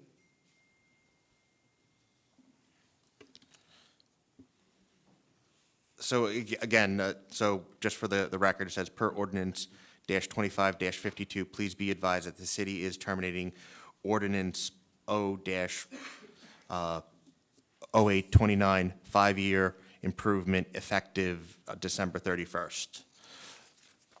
Yeah, it's nothing about November 30.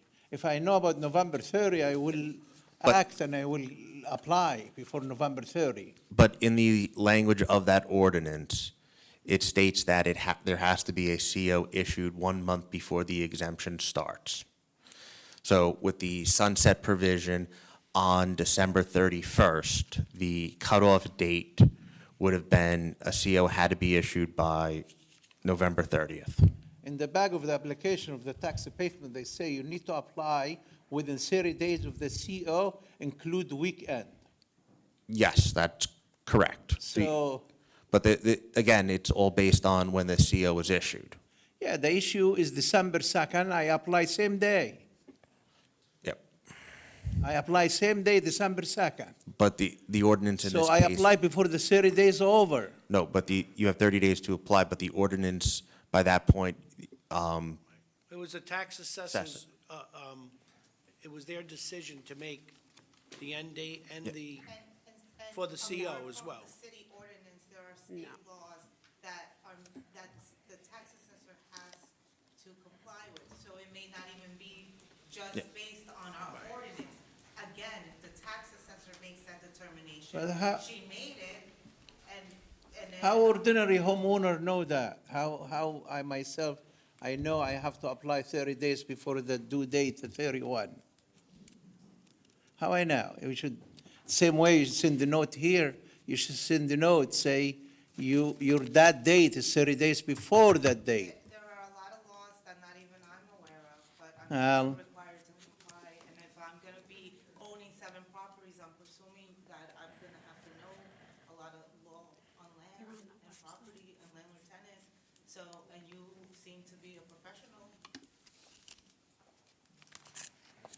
I don't know what they do, is unfortunately, there is a lot of laws, we do here. Developer, Yeah, barely 7 properties. yeah, but to my opinion, this should be honored. Okay.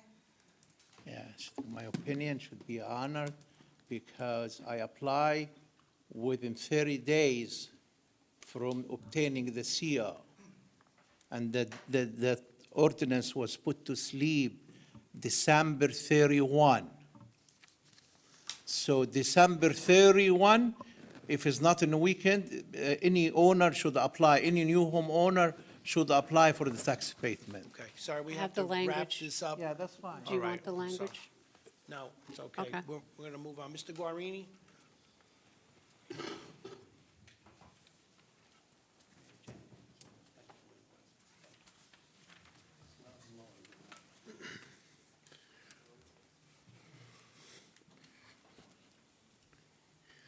Once again, thank you, Councilman Booker and Councilman Perez, for trying to help me out.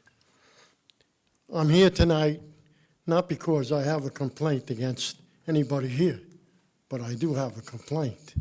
I have a complaint about an ordinance that was passed allowing a building inspector to go to people's houses and demand that they fix things. That's against the law. It preempts the law. The law in the federal government and the state of New Jersey states only an architect or an engineer is a design professional that can tell you to do something, that something needs to be done. An inspector does not have that authority, and nor does the city of Bayonne have the authority to give him that authority to go to people's houses and say, oh, you got to do that, or you have to fix that. You can't get your grant. I stumbled upon all of this as a result of applying for a grant and being disabled and on dialysis 3 days a week. I'm here tonight. I was on dialysis today. I can't even believe I got the strength to be here, but it's so important to me because it cost me $45,000 of money I didn't have, of his ignorance and the way he disrespected Councilman Perez and Councilman Booker. Yous are the bosses. And city employees are not. City employees are just that. They're employees. And the law has to be upheld. I checked with DCA, I checked with the Uniform Construction Code, and I checked with the Attorney General's office because I thought maybe I was losing my mind. I worked in the building department. I know the laws. And when this man said to you he can't, he's seen it, so he has to file it, they abandoned my grant for my roof. I was left with rain pouring in my house as a result of this inspector who disrespected his own job. He knows that he does not have the authority to do what he did. And I spoke to Mr. Coffey. He explained to me how the ordinance was put together. And I understand why they did that. But it doesn't supersede the law. The law says you can't do that. And the BEOF is not part of Bayonne, of the city. They get $25 million from Menendez, Congressman Menendez, I'm sorry, and Senator Booker. They got the money to operate here in Hudson County, and BEOF has got some of it. Now, the program, the way it's supposed to work is I go and I apply. After I apply, I either get it or I don't. If I get it, then a cost-effective person shows up at my house and says, what do you need done? I need a new roof. That it? They all add it all up, and if it covers the grant, they'll tell you you have to put in some money or not. And it's done. They get a contractor. They're not doing that there. They want you to call a contractor and then tell them to send the bids to them. Bids now, which shouldn't even be possible, a bid. What are you bidding on a grant for? You either hire the contractor or you don't. That's the name of the game. The only guy that showed up out of all the people on the list that they gave me was Val. Val's contractor showed up, and you know what he said to me? You don't have enough money for that. But I'll get back to you. In the meantime, 6 months went by, and they never even said whether they got the bids. So I had guys from the program itself in Patterson, Passaic, Fort Lee, Jersey City, which I worked on under Glenn Cunningham, and I contacted them. And I found out that what I was saying was correct, that whatever they're doing with the money, they're not giving it to the residents of Bayonne. They might be fixing storm windows and all that crap, but when people like myself, 77 years old, for the first time in my life, I can't work and I needed help. I went for help and couldn't get it. I'm paying taxes here 45 years. I never missed a year. And I never asked anybody for anything, ever, in my life. And I hope that you guys can do something about this, and he should be disciplined, because he knows he's violating the law. And you know what? I don't know how many houses he went to and did this. And if he did, they're all felonies. And I believe he can be prosecuted. I will look into this, Mr. Guarini. So thank you tonight. And like I said before, thank you, Mr. Perez. Thank you, Mr. Booker. Thank you, Mayor Davis and the City Council for moving this town forward. Thank you. Thank you. Ms. Rodriguez?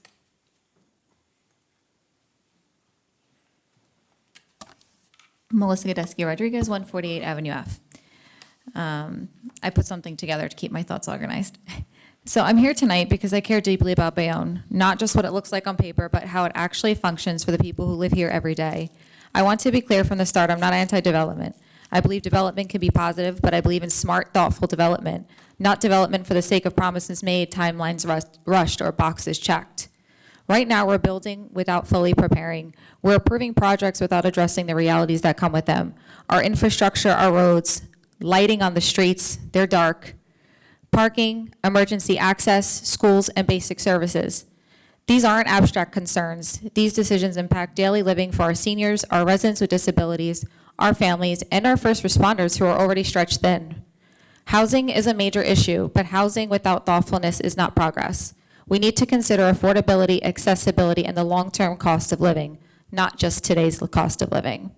Seniors and residents with disabilities should not be an afterthought. Access to medical services, safe sidewalks, reliable transportation, and parking isn't optional. It's essential. When those things are overlooked, quality of life declines. And let's talk about identity. Bayonne has one, but right now we're losing sight of it. Broadway, our main artery, remains largely undeveloped, while surrounding municipalities move forward. We're a bit behind, and not because we lack potential, but because we haven't fully reconnected with what we already have and who is already here. Our small businesses are the backbone of this city. We should be asking, what are we doing to support them, to keep them here and attract more? We also need consistency and common sense. Residents are impacted by decisions that feel disconnected from everyday realities. Parking enforcement disappears, yet residents are given a hard time over a garage sale. These things may seem small, but they speak volumes and make it make sense. We cannot ignore long-term impact of development on taxes and water bills. Many residents are already feeling the strain and still don't have clarity on what the future looks like. Transparency matters here. So I'm asking us to pause, not stop, but stop, look, and listen. What are we trying to achieve? Who are we trying to make happy? And most importantly, are we putting current residents first while building a better Bayonne, or are we just pushing them aside? We can do better, and every single resident deserves to be heard and have their quality of life respected. Just to add a few notes, I think it's very disheartening that I sat in this audience today and I heard mutters and I heard under-breath comments by those we consider to be professional. I'm not going to call them out. They know who they are. But I would like you to take a really good look at who's representing our city and these developments, because quite honestly, it broke my heart. We are the voices here. Development, no development. Who is anybody to complain that any resident's up here speaking for any amount of time? This is a commitment you all made, and this is a commitment we make to sit here too and listen to everybody, whether we like it or not. It's okay to disagree, but everybody's time here is valuable, and sitting there and hearing somebody kind of complain that people were talking is actually really disgusting. And the last thing I just want to say, there's been a lot of talk about the Board of Ed, and I'm not going to speak for it, as many of you know my role, but I want to be very clear that if you have questions, please go to the right people and ask for the facts. Don't assume what you hear here today is actually factual. Go to the source, go to hear it from the horse's mouth. Please, none of the residents take what you heard for its value. Go to the source. I appreciate you all listening tonight, as I always do. I know you all do a fantastic job, and I know your job is not easy. But truly consider every resident going forward. We have a lot to do here. We have a lot of potential, and we need to unlock it together, not just one-sided, and that's what it feels like right now. So thank you for your time. Mr. Pecora? Hey, council people, the honorable council, thanks for having me. JP Porcaro, 3 Egan Court. Thanks for having me, council president. So the last meeting I was at in this room, would you believe it, March 2020, and we still have the stickers. That was 2 or 3 days before the city closed down. So I'm glad to be back. I was director, for those of you that don't know, I was library director from 2018 to 2023. So I'm here to speak about Blessed Miriam Teresa. I had emailed you all earlier in the day, and I'm not going to take up my whole 5 minutes. Miriam Teresa Demjanovich, the Demjanovich family immigrated here to Bayonne in, I think, around 1899. Blessed Miriam Teresa was born Teresa Demjanovich right on Constable Hook. She was baptized at what was called at the time St. John the Baptist Greek Rite Church, which also was on Constable Hook. Since then, it's been moved. It's the Byzantine church that's right behind the post office. So that's her church. She's from here. So she went through the Bayonne school district. She's a Bayonne public school student, product of the Bayonne public schools. She graduated second in her class in 1917. She gave a salutatorian speech at the Bayonne High School graduation. She ends up, when she goes to college, the Bayonne High School principal writes in his college recommendation letter that she's going to bring great honor to her alma mater. And, she becomes a sister of charity, dies very young, very holy person. Her brother, who also was from Bayonne, becomes a priest. They both went at some point to St. Vincent Church, which is still here. Her brother, Monsignor Demjanovich, collected all of her works into a book called Greater Perfection, which has been published all over the world. And as we know, at this point, her cause for canonization is almost at sainthood, right? So we almost have a Bayonne High School educated, Bayonne born and raised, sister of charity as an American saint. She was the first person ever beatified in the United States, which I think probably some of you went to. I know Mayor Davis did in 2014, right here in Newark, New Jersey. So what I'm asking the council is to name her feast day, which is May 8th, every year, to be Blessed Miriam Teresa Demjanovich Day. And then someday, hopefully, we can pass another resolution renaming it St. Miriam Teresa Demjanovich Day. And this hits all 3 wards because she attended St. Vincent's. As you know, we have Sister Miriam Teresa Park on Gregg Street. We have her church right behind the post office. And now we even have Blessed Miriam Teresa Parish, which is the former, St. Mary's Church. So thank you all. This is a very holy city, so thanks for listening, everyone. And what is the significance of May 8th? May 8th is the day that she passed away, so that's on the Roman calendar, like literally in Rome. Pope Francis named that her feast day. So, all the saints have their day, right? St. Nicholas Day was a few weeks ago. So Blessed Miriam Teresa Day is May 8th. So I would love for Bayonne to be saying, on our calendar, we've got Blessed Miriam Teresa, a product of the Bayonne school system, born and raised here. And when she becomes saint, we could say, we've been calling May 8th Blessed Miriam Teresa Day long before she was St. Miriam Teresa. Thank you. Thank you. Thank you, Mr. Paco. Thank you. It's a very enlightening information. I had no idea. That was fantastic. I just want to say thank you also for being an amazing director of the public library here in Bayonne. And and what we'll do is, if everybody's in agreement, we'll put something together for the next meeting. You know, and I meant to say, in the email I sent you all, I actually typed up Right. a sample resolution, so it would be Right. very, very easy to take the resolution Right. I wrote and edit it so it works for the council. Right, so we got that kind of late, so, I mean, today and everything It else, so. wouldn't be till May. Do it 2 Yeah, months from so. now. Yeah, that's fine. We'll have to do it before May, but I mean, let's take a look at that, and if we have to tweak a little bit, but, you know, we'll take a look at what you wrote, and we'll work on it. Okay. Mr. Grimes?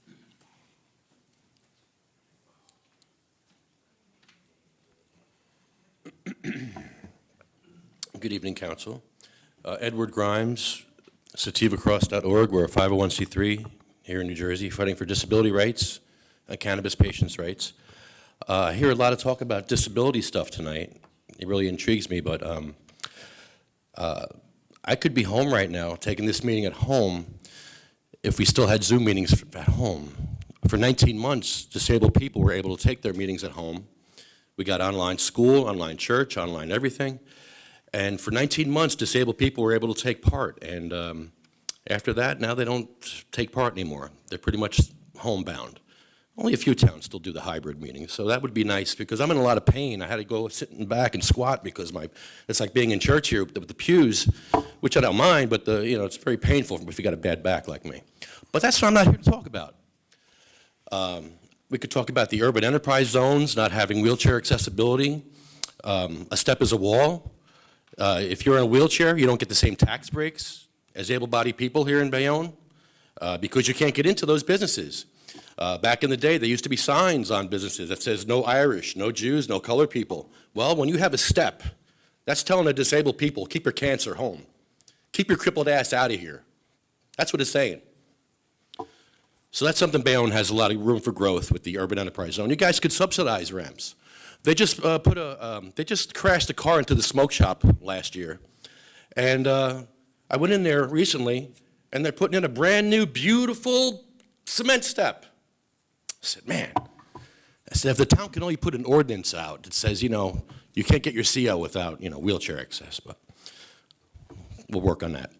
But the reason I'm here is I was born and raised in Bayonne. I've never been to the YMCA. And I went to the YMCA because a man named Hector was talking to me about it. And he's living in fear as a disabled person living at the YMCA. If you live at the YMCA, you're basically living in fear as a fire hazard. They're calling you a fire hazard. If you can't use the steps, you'll be kicked out.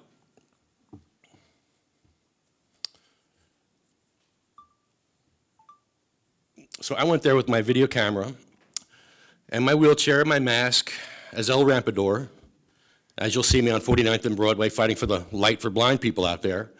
And I took my wheelchair out there, and I circled the building because I couldn't find the wheelchair ramp. And I finally found the wheelchair ramp, and it went down this hill to a dirty, locked door with no buzzer, nobody there, no way to contact, nobody to knock to, just no F's given for the disabled. So I was like, okay. So I went around to the front of the building, left my wheelchair, walked up the steps, and I talked to somebody. I had a hidden camera. You can check out the video on YouTube. And you're not supporting me in any way. I'm not monetized, so you can go on there. I'm not monetized. I don't do this for money.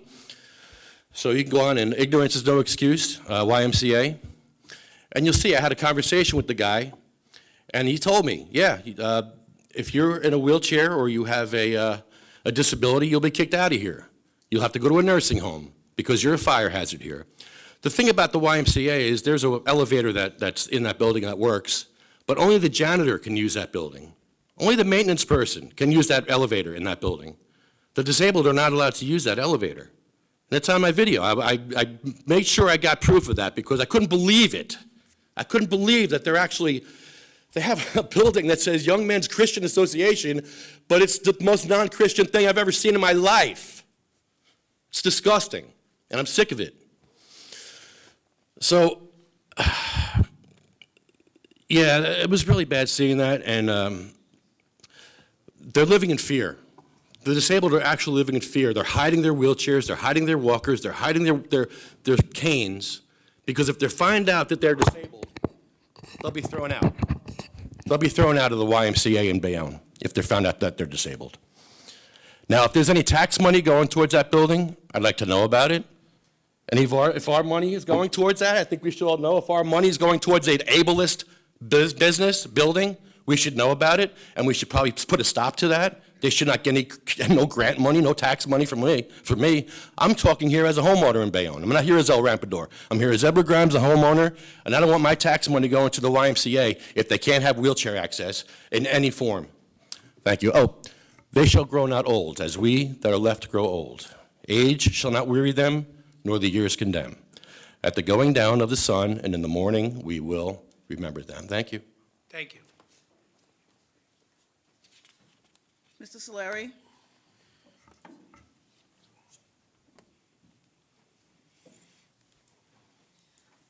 Tom Solari, 8 West Grand Street. It's amazing that, Mr. Skillender said that the city purchased Assumption.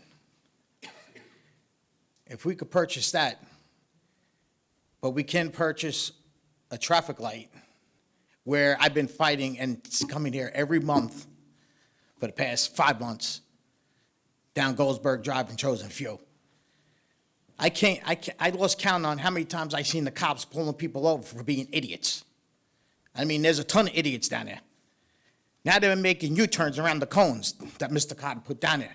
I can't remember how many times I got out of the car, held up traffic to put the cones back up because of the morons that are down there. What is this town waiting for? For somebody to get run over and killed? Because like I said, I'm going to come back here. Somebody gets hurt, I'm coming back here and laughing at you. You're the council president. You's roll on the council. Step up, grab your things by the horns, and get money for this traffic light before somebody gets killed down there. Talk to the police department. They'll tell you how many times they've been down there. The fire department last week, they had an emergency call. Fighting with traffic because the idiots don't want to move out of the way. We have to do something down there before somebody gets killed. Affordable housing. I agree with Neil Carroll and the young lady back there. This should have been done a long time ago. Now all of a sudden, we're in the 9th inning. Now everybody's talking about affordable housing. Affordable housing was talked about years ago, but nobody did anything. Going way back before you were a councilman, Gary, that was talked about. Another thing, 32nd Street Bridge. When Joe Doria was here, he got a grant, supposedly, from the state to repair that bridge. The steel on that bridge is falling apart. What are we waiting for? That steel to fall over on somebody's car? Or somebody get hurt? The bridge is decrepit. You go up that bridge, you're going to lose your front end. Same thing with 30th Street Bridge. There's an 1.5 to 2 inch step before you get onto hit the ramp. When I was here working for the city, we asphalted along the curb, along the concrete and the asphalt. And for some reason, it's sinking again. We have to step up and do something for this town and our seniors and our vets. If you're not going to do anything, get out of office and get somebody else in here to do it. Thank you. So, Tom, I'm just going to offer you a quick comment, only because I do want you to know that the traffic light is a concern. It's one I go through every day.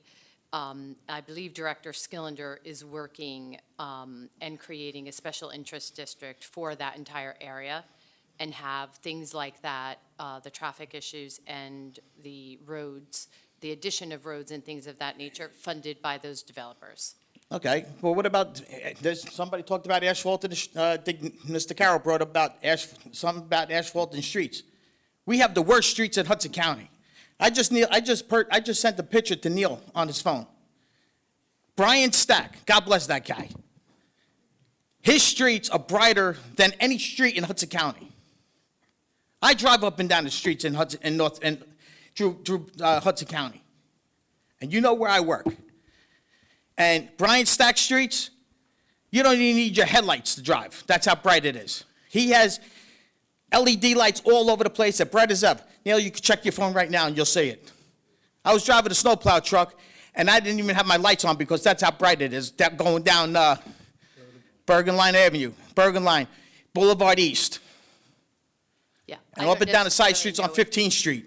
what our abilities and what the issues are with the traffic lights, with lighting for the streets, but as far as the traffic light, I know that's being. How much did we purchase, supposedly, Assumption? How much did we pay for that? So the city doesn't own that, the housing Correct. authority is in the process of buying. Oh, it. buying it, But okay. not How the much, city, it's the housing authority. but doesn't the city fund them too? Or are they under, are they under HUD? No, they're under HUD. Oh. And also, Tom, there's a DOT approval that I'm pretty sure we're waiting on for that traffic light at. That, I seen DOT down there taking numbers and everything else 6, 7 months ago, sitting there.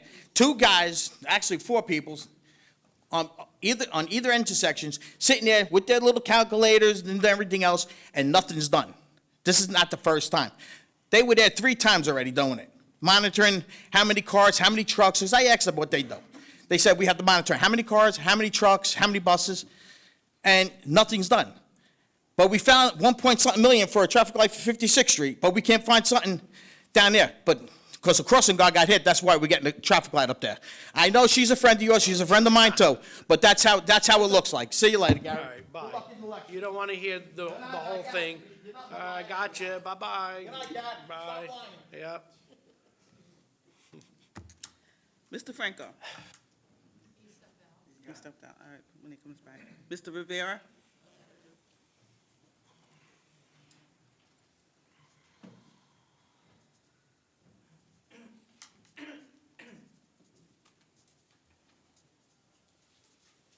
Good evening, Council. My name is David Rivera, 103 West 42nd Street. I want to say, since I moved to Bayonne over 25 years ago, I think Bayonne has moved forward ever since 2014, when you guys took office. The deficit has gone down. It was over $200 million, and now we're at, what, maybe about 20 million, I want to say. I believe you guys been doing a great job. Continue to move Bayonne forward, and this guy just totally disrespected the council, and it's a shame because I know this guy. I know Tom for many, many years, and unfortunately, he did something like that. But again, I feel like you guys are doing a great job. The mayor's doing a great job. 1888 Studios is coming. The ferry is coming, and I'm not going anywhere. I raised my children here. I had a business here. I love Bayonne, and I know a lot of people here love Bayonne, and we're going to continue to do the right thing and do the work. Thank you, guys. Thank you. Before you start the timer, you know, I made this comment last month when the same comments were made. You know, Gary, you have been ardently behind trying to improve that area down there. Though we may disagree on what should be down at the base and what should be put forward and traffic patterns and all that, you certainly don't deserve the disrespect that you just got. And it should be clarified, certainly by us up here, that even though we may disagree, you have been a driving force behind getting a light down there. Thank you. Thank you. We're constantly trying, all of us, to get things done. Unfortunately, some things in the government take time that we don't even like the amount of time it takes. But there are just certain things that between engineers, red tape, whatever it is, it's taking a lot of time to get those things done. And so in those number of months, every month, we hear the complaint. And there's not much I could say about it, except that we're waiting patiently just like you are. Having said that, Madeline? Mr. Perry? Thank you for those words, Neil. Thank you. Thank you. Good evening, Gene Perry, 77A Hobart Avenue, Bayonne, New Jersey. This is more of an inquiry. I don't remember how the council passed this, but years ago when marijuana and THC was legalized in the state of New Jersey, am I correct in saying it can only be sold in certain areas? If I remember the zoning correctly, it was over by Lowe's and not on Broadway, Yeah, that's. predominantly. Yeah. I don't know what's going on, but a couple of nights during the week, can't get down 43rd Street and Broadway 5-10 minutes. Saturday night, I was there for 10 minutes, and it was like dodging Frogger trying to get around the cars. Parked my car. I really wish the council could work with the police department or with zoning and find out what these smoke stores are really selling. Because it wasn't for the Christmas trees next door. I was watching everyone go in and out of the smoke shop the other gentleman spoke of. Oh, you're talking about on Yeah, Broadway. and you couldn't get from 43rd Street to 41st Street. I actually called, it's on file, I called headquarters, asked for a car to come down, asked her to move, like, do something about, but it needs to be looked at all over the city. Thank you. Thank you.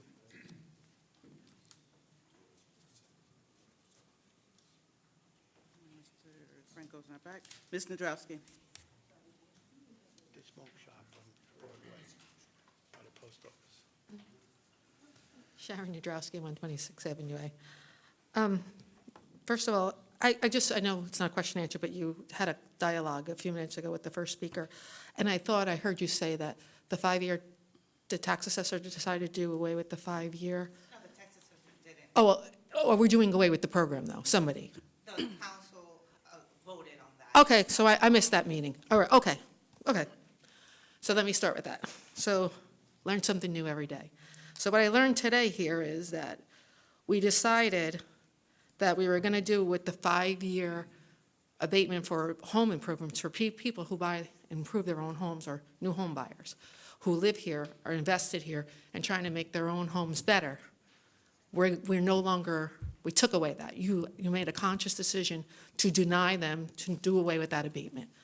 But we're giving abatements to out-of-town interest. All we're asking for, I'm pro-development. I was on board. I was part of the 1888 approvals, the ferry, almost 12 years ago. I was for that. You all tell me how much I approved those developments when I complain about what we're not doing. But what we have to not forget is the residents who are here, who have been here. We all have the right to live, grow, and thrive, and stay here. We're pricing them out. As far as the 5-year tax abatement is, I wanted to re-up the tax abatement, and I was told that there's some issues with the state. So I'm looking into that to try and re-up the 5-year. Well, it's just really disheartening for people who work hard, try to improve their homes, and they're not getting any break. And then we talk about, we got, $14 million in new revenue for all the pilots that we have out there. And our taxes have gone up every year. They haven't stabilized. And no, when we did come in, I'll correct, when in 2014, when the Davis administration, we had a $24 million deficit.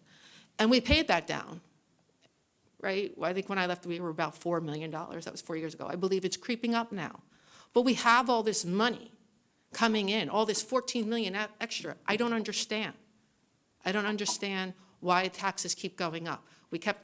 Tonight we hear, thank you for giving these pilots, because this is what's keeping your taxes lower. But they're not keeping our taxes lower.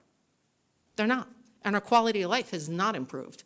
We heard it multiple times reiterated about the roads, the traffic, the dirty streets.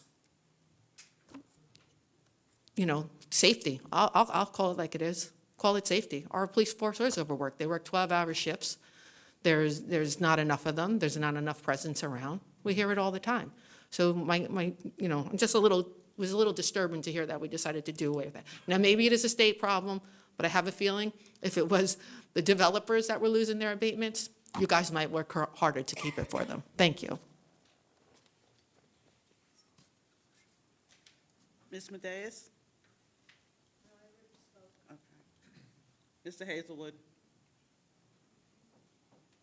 You want to address the council? You have to come to the podium.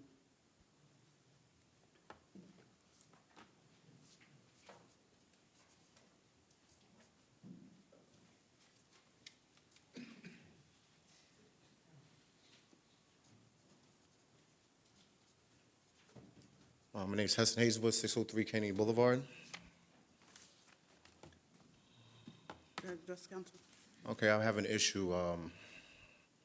Let me breathe. I have an issue. I had a storefront. I've been there for 8 years. Never got in trouble. Always served the community. And I was in a dark space, and I had CDS in my store, and I went to jail. Came home the next day, and so I tried to figure out what should I do to get back in. And I went in front of the health board. I went in front of their lawyers. I went in front of everybody. They told me what to do, so I did it. I did everything what they told me to do. And so that Monday, I was supposed to open, and some lady, Suzanne, I don't know her name, she took my license. I was in front of the health board. I was in front of the health board, the zoning, the building. Everybody's willing to give me a second chance. My landlord's willing to give me a second chance. The courts is willing to give me a second chance. All the charges got dismissed. I only have was possession, and that was it. I don't have nothing. I really don't have nothing. And I've been there for 8 years. I served my community. I never had no problems or nothing. I just want a second chance, and that's it. So you want a second chance for what? Could you explain a little further? To reopen. I'm on probation right now. I get urined every week. I'm on probation. I got 4 kids. It's really hard out here. I put everything, all my eggs in this basket in this store. I spent a lot of money. I don't have no money. The landlords, I owe money for the landlord. I owe money for rent. I owe everything. And I even have Christmas gifts for my kids right about now. So this is like my last resort. And I just need a second chance. You'll never see my face here again. And I'm sorry. I'm embarrassed. I let myself down. I let my family down. I let my community down. We're just trying to, what are you asking for? A second chance? Oh, what I'm asking for, I just want to get back to my store and start back working again. This is, Mr. Hazel, if your license was, you said your license was pulled, what was your license for? What was the nature of your business? I do a restaurant. A I sell takeout food. Takeout food, okay. And, Yes. and if you don't, and I'm happy to speak with you in private, but if I may ask you, what was it that your license was pulled for? What were the charges brought against you that clearly are now on Possession of probation? CDS. And forgive me, because I'm not very well versed. What exactly is CDS? Controlled dangerous substance. Okay, Correct. thank you. And that was what? What do you mean? What, it was a drug. Yeah, it was just a drug. It that's was all. a drug. That's And correct. what type of drug is that? It was, I don't want. Yeah. Okay, all right, so I know that to be a pretty significant drug. And was it, do you mind if I also ask you, were you charged with the intent to sell or distribute? Well, all that stuff got dismissed. Everything. Okay, how close were you to a school?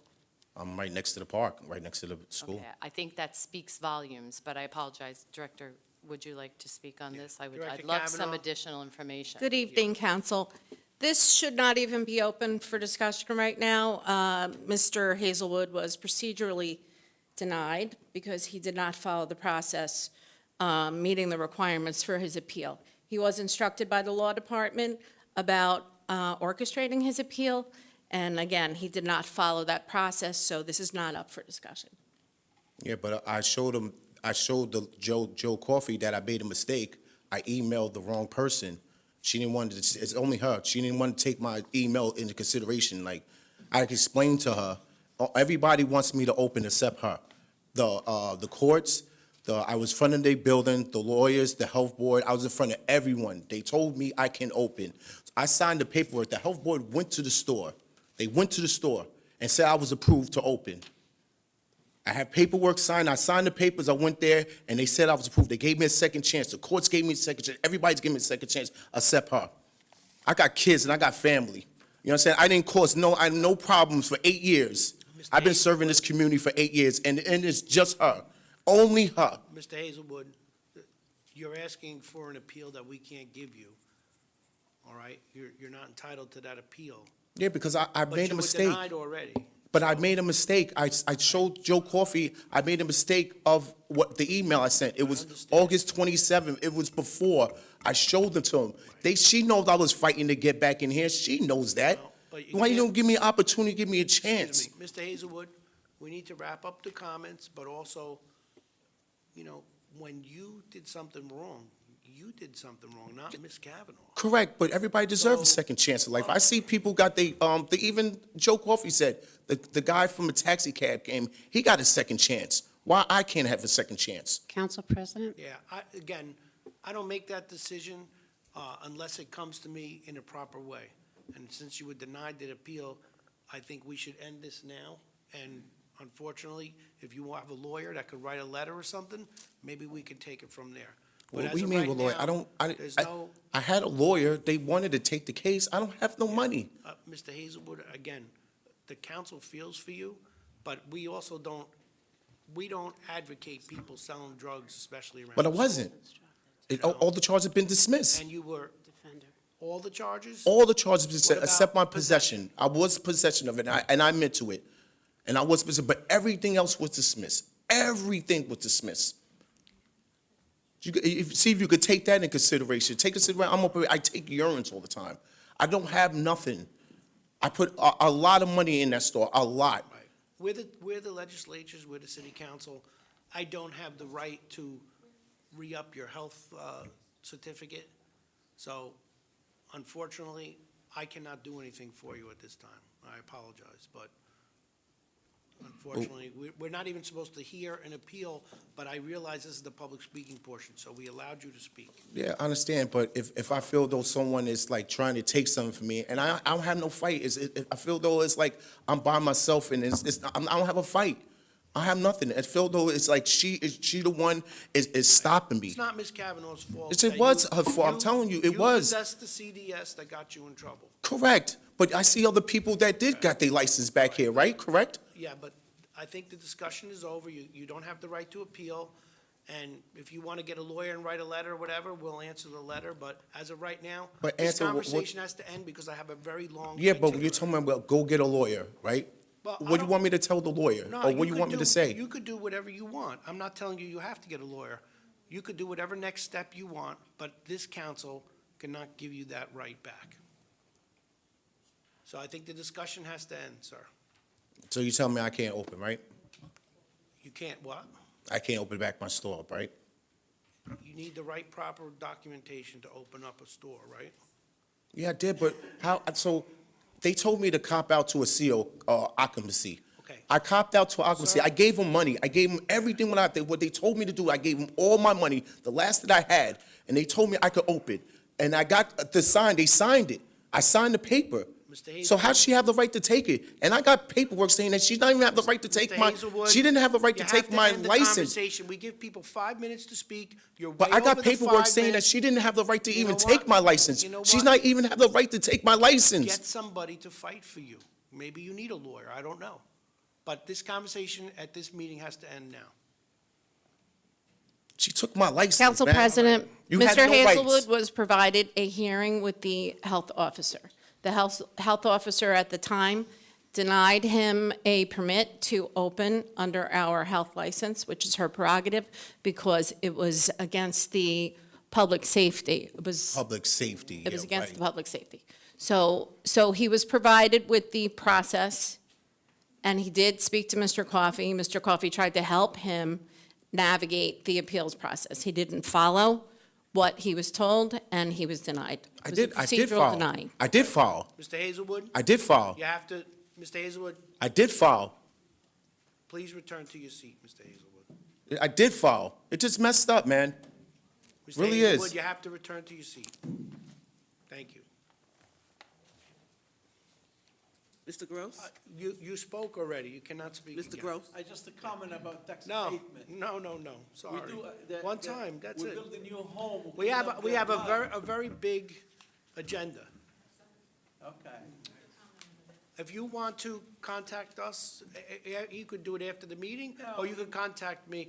You're not gonna speak. This is it. Mr. Gross has to speak. I mean, I buy lot, it's garbage, and I renovate it, I clean the block.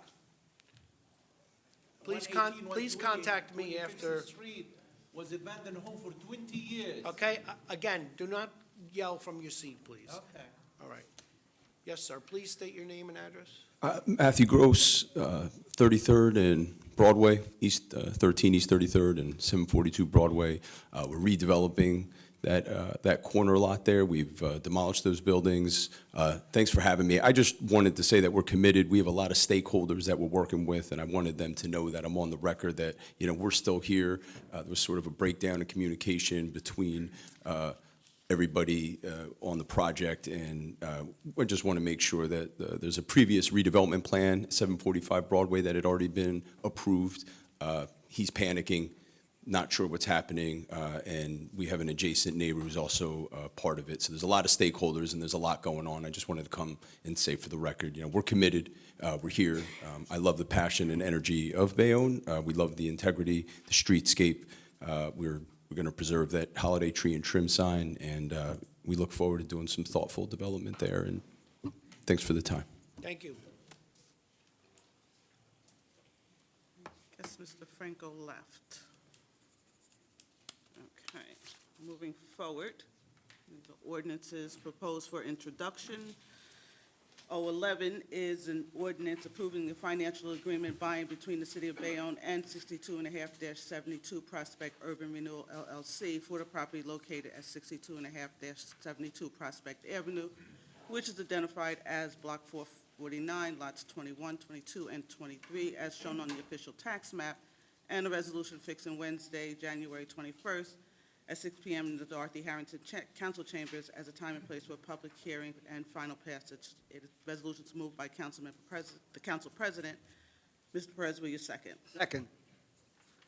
On that one, Mr. Booker. Aye. Mr. Carroll? These are for introduction. Yes. Like I said, I asked about the addition of affordable housing, a few other things. I was told no. Just as I only voted no moments ago on this particular property, I think it would be disingenuous for me to vote yes just to introduce it, but so I vote no. Mr. Perez? Aye. Ms. Weimer? Aye. Mr. La Palusa? Aye, he stepped away. Gotta tell me when you leave. 012 is an ordinance approving a financial agreement by and between the City of Bayonne and 18th Street Partners MW Urban Renewal LLC for the property located at 33-37 East 18th, which is identified as Block 226, lots 12, 13, and 14, as shown on the official tax map of the city, and a resolution fixing Wednesday, January 21st at 6 p.m. in the Dorothy Harrington Council Chambers at the time and place for a public hearing and final passage. It's moved by Councilmember Perez. Mr. Booker, will you second? Second. On the resolution, Mr. Booker. Aye. Mr. Carroll. Aye. Mr. Perez. Aye. Ms. Weimer. Aye. Mr. La Palusa is not present.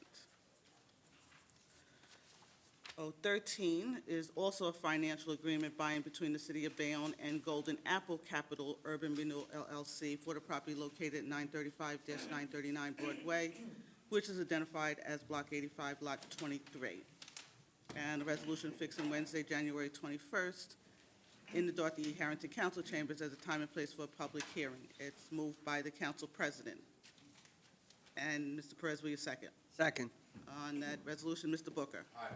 Mr. Carroll. Aye. Mr. Perez. Aye. Ms. Weimer. Aye. Mr. La Palusa.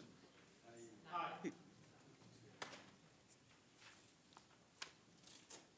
014 is a financial agreement by and between the City of Bayonne and Kennedy MW Renewal LLC for the property located at 361-366, 365-367, and 373 Kennedy Boulevard, which is identified as Block 262, Lots 7, 8, and 9. And a resolution fixing Wednesday, January 21st, in the Dorothy E. Harrington Council Chambers as a time and place for a public hearing and final passage. It's moved by Councilmember Booker. Mr. Perez, will you second? Second. On the resolution, Mr. Booker. Do you need a recess? Mr. Carroll. Aye. Mr. Perez. Aye. Ms. Weimer. Aye. Mr. La Palusa. Aye. Seriously, if you need a break, you should adjourn. Take a break. 015 is another financial agreement by and between the City of Bayonne and 102-116 Avenue E, Bayonne Urban Renewal LLC for the property located at 102.5-116 Avenue E, which is identified as Block 467, Lots 10, 11, 12, 13, and 14. And a resolution moved by Councilmember Perez fixing Wednesday, January 21st, at 6 p.m. in the Dorothy E. Harrington Council Chambers as a time and place for a public hearing and final passage. Mr. Booker is not here. Who would like to second? Second. On the resolution, Mr. Carroll. Aye. Mr. Perez. Aye. Ms. Weimer. Mr. La Palusa. Aye. 016 is also a financial agreement by and between the City of Bayonne and Broadway Partners NES Urban Renewal LLC for the property located at 431-439 Broadway, 11-13 West 19th, and 10-12 West 20th, which is identified as Block 220, Lots 18, 23, 24, 25, and 26, and a resolution moved by the Council President fixing Wednesday, January 21st, and the Dorothy E. Harrington Council Chambers as a time and place for a public hearing and final passage. Who would like the second? And Mr. Booker is back. On 016, introduction, Mr. Booker. 016, just say aye. Aye. Mr. Carroll? Aye. Mr. Perez? Aye. Ms. Weimer? Aye. Mr. La Palusa? Aye. 017 is another financial agreement by and between the city and QOZ Prospect Property Urban Renewal LLC for the property located at 33 Prospect Avenue, which is identified as Block 455, Lot 1.01, and fixing Wednesday, January 21st as the time and place for a public hearing and final passage. It's moved by Councilmember Perez. Ms. Weimer, will you second? Second. And on 017, Mr. Booker. Aye. Mr. Carroll. Aye. Mr. Perez. Aye. Ms. Weimer. Aye. Mr. La Palusa. Aye. 018 is a financial agreement by and between the City of Bayonne and 2834 East 22nd, it's not 2nd Street, actually, it's East 22 Urban Renewal LLC for the property located at 28-34 East 22nd Street, which is identified as Block 212, lots 30, 31, and 32, and a resolution fixing January 21st as a time and place for a public hearing and final passage. It's moved by the Council President. Mr. Perez, will you second? Second. On the resolution, Mr. Booker. Aye. Mr. Carroll. Aye. Mr. Perez. Aye. Ms. Weimer. Aye. Mr. La Palusa. Aye. 19 is a financial agreement between the city and 1037-1041 Broadway Urban Renewal LLC for the property located at 1037-41 Broadway, and a resolution fixing Wednesday, January 21st as a time and place for a public hearing and final passage. It's moved by Councilmember Booker. Mr. Perez, will you second? Second. On the resolution, Mr. Booker. Aye. Mr. Carroll? No, for the reasons I expressed at 011, but also going forward, I would request another meeting in the next 30 days, especially from our department heads, regarding what I mentioned at the start of the meeting with respect to planning.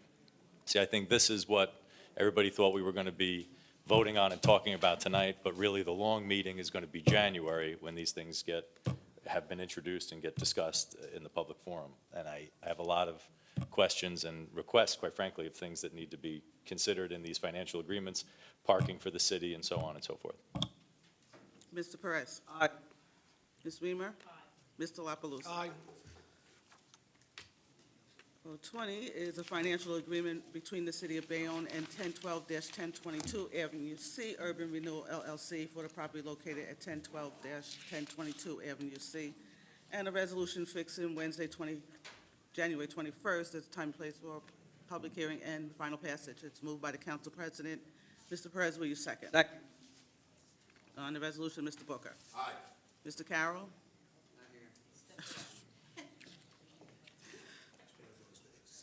Yeah, but I'm not leaving. Don't leave me. Mr. Perez? Aye. Ms. Weimer? Mr. La Palusa? Aye. 21 is a financial agreement between the City of Bayonne and Bayonne Partners Urban Renewal LLC for the property located at Memorial Boulevard, which is identified as Block 830, lots 2.01, 2.02, 3.01, 3.02, 4.01, and 4.02. And a resolution fixing Wednesday, January 21st as a time and place for public hearing and final passage. It's moved by Councilmember Perez. Ms. Weimer, will you second? Second. On the resolution, Mr. Booker. Aye. Mr. Carroll is not here still. Mr. Perez. Aye. Ms. Weimer. Aye. Mr. La Palusa. Aye. 22 is amending the financial agreement by and between the city and Sri Lakshmi Vardini Urban Renewal LLC for the property identified as Block 751, lots 1.01, 1.07, 1.08, 1.09, 1.10, .12, 14, and .16, bless you, and a resolution moved by the Council President fixing Wednesday, January 21st as a time and place for a public hearing and final passage. Mr. Perez, will you second? Second. And on the resolution, Mr. Booker. Aye.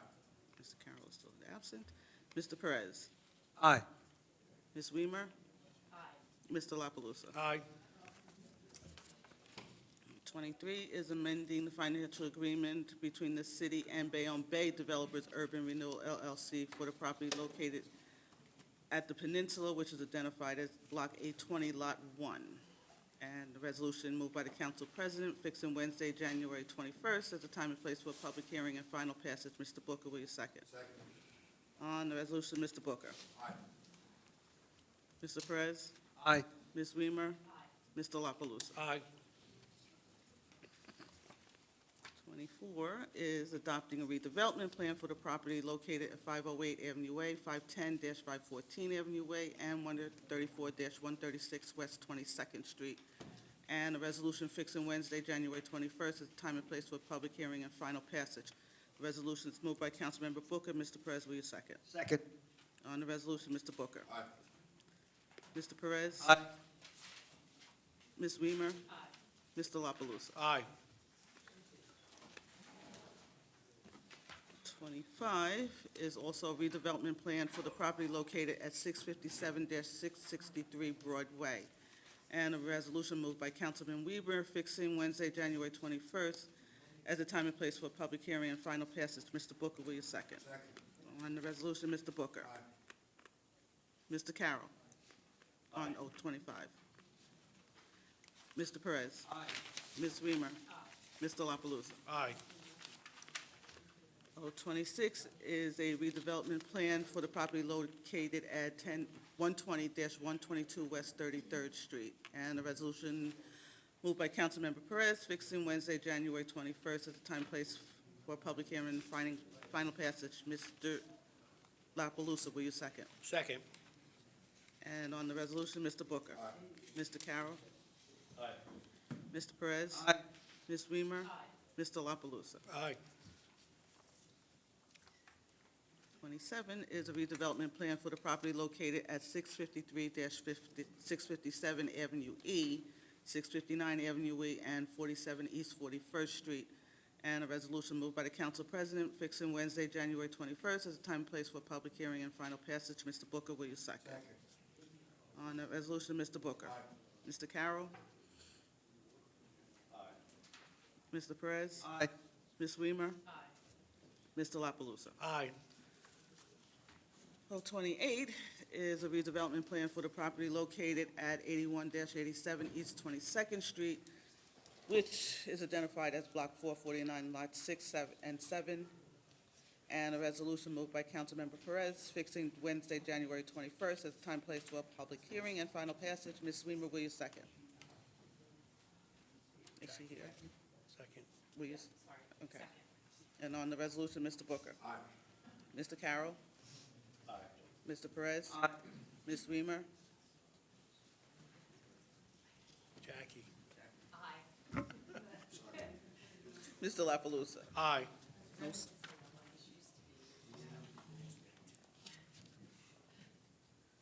Oh, 29 is a redevelopment plan for the property located at 19-45 West 55th Street, which is identified as Block 28, Lots 2 and 3, and a resolution moved by the council president fixing Wednesday, January 21st as a time and place for a public hearing and final passage. Mr. Perez, will you second? Second. On the resolution, Mr. Booker. Aye. Mr. Carroll. Aye.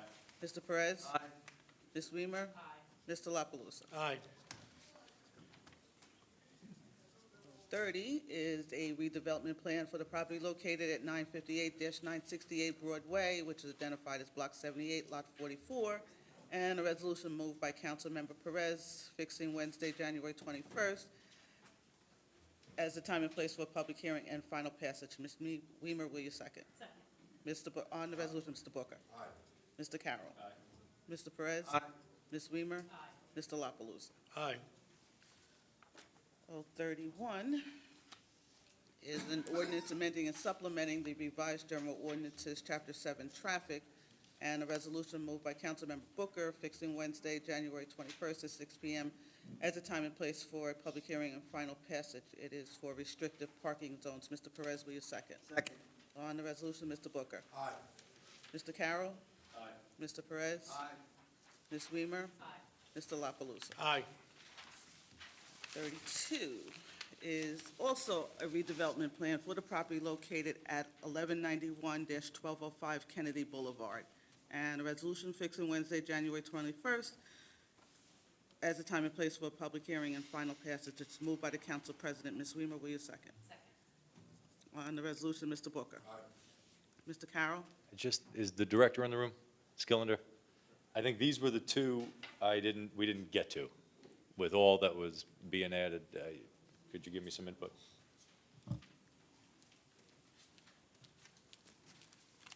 What's the number? 32. Luke Oil, right? Oh, sorry, I'm looking at my last 2 weeks' notes. Yeah. So, as explained last week, the first one is the Luke Oil site on Kennedy Boulevard. The other one is the Russell Auto Body. On that one. So the Kennedy Boulevard is Luke Oil. On that one for the redevelopment plan, that's the one that gives the 3 options at 6 stories, 8, and then 9. With some of the comments, again, in last week's discussion from the caucus and prior meetings, the developer on that, for the 6-story option, the basic parking ratios of 1 for our 1 in studios and 1.25 for our 2 beds there. What the developer on that one agreed to for the 8 and 9-story options is a parking ratio of 1.5. The difference between the 8 and 9-story option is at 9, they have to provide a shuttle service to the nearest light rail, given the proximity there. For Russell Auto Body Shop on that property, it's 10 stories, but again, because of the proximity to the light rail being just right over the block on Avenue C, just slightly out of the Pizza Stain, the Transit District overlay on the zoning map, colloquially as a zoning office sometimes refers to it. You're 3 blocks away. You're, Avenue E crosses into Broadway up to Avenue C there, so it's still a normal Bayonne parking ratio there. So for the Russell Auto Body, I think there's a maximum density cap of 135 units there with some ground floor retail and parking on the first floors. Does the Luke Oil have a commercial and entity to it? Retail, right, retail. Thank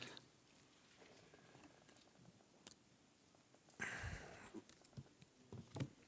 On that one, I'm not entirely sure.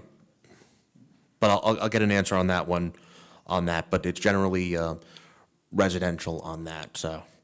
Do you have unit numbers for all 3 options, or? No, because of the optionality, we didn't put the density cap in there. That's kind of what I find concerning about it, the options without the specifics. I mean, again, I know we have 30 days, but I'd like to see, let's cut down the option. I'd like to introduce it at 6. Leave it alone. Why are we? Well, again, the optionality here on this plan, again, given the assemblage finally of just outside of the Luke Oil site, the developer was able to, get under contract the 2 houses next to it to make it a bigger site. It is in the RM zone currently right now. This isn't an R2 zone. This is high residential. So density is permitted on the height there. So I think that's, again, for the optionality here, for it allows the developer the flexibility at this point to evaluate on what project they're looking at here. And the 9 stories, they have to provide the shuttle, but is it still 1.5? Yes, still 1.5. The 8 and 9, have to provide the parking ratio. I mean, we're 12 blocks away from the 45th Street light rail. So it's a good walk there if you want to get your steps in, but quite frankly, on that, it's tough to make an argument that that's a transit-friendly development.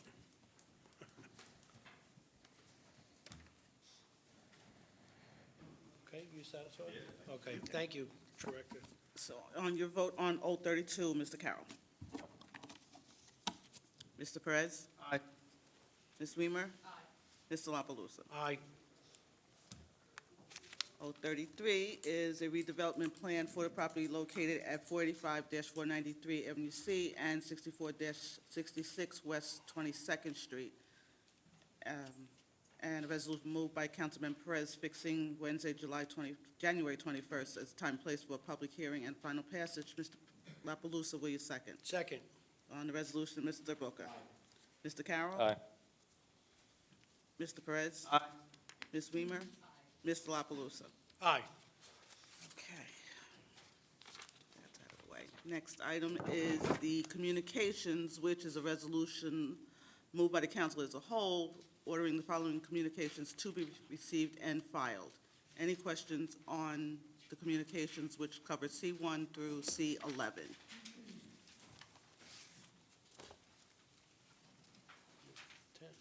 Okay, on the communications, Mr. Booker. Aye. Mr. Carroll. Aye. Mr. Perez. Aye. Ms. Weimer. Aye. Mr. La Palusa. Aye. Officer reports is also a resolution moved by the council as a whole, ordering the following officers' reports to be received in file and recommending for any resolutions incorporated within to be adopted. It covers OR1 through OR12. Any questions on the officers' reports? Madeline, I have a comment that I'd like to make if no Sure. one has any questions. No. Go ahead. Yeah.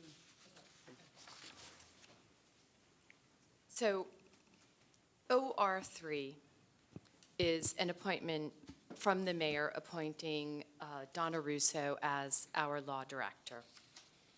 And I have received, I believe the entire council was in receipt of a communication from a prior employee that raised several issues that warranted looking into, although it was a tremendous amount of information and it was received rather late in the evening yesterday.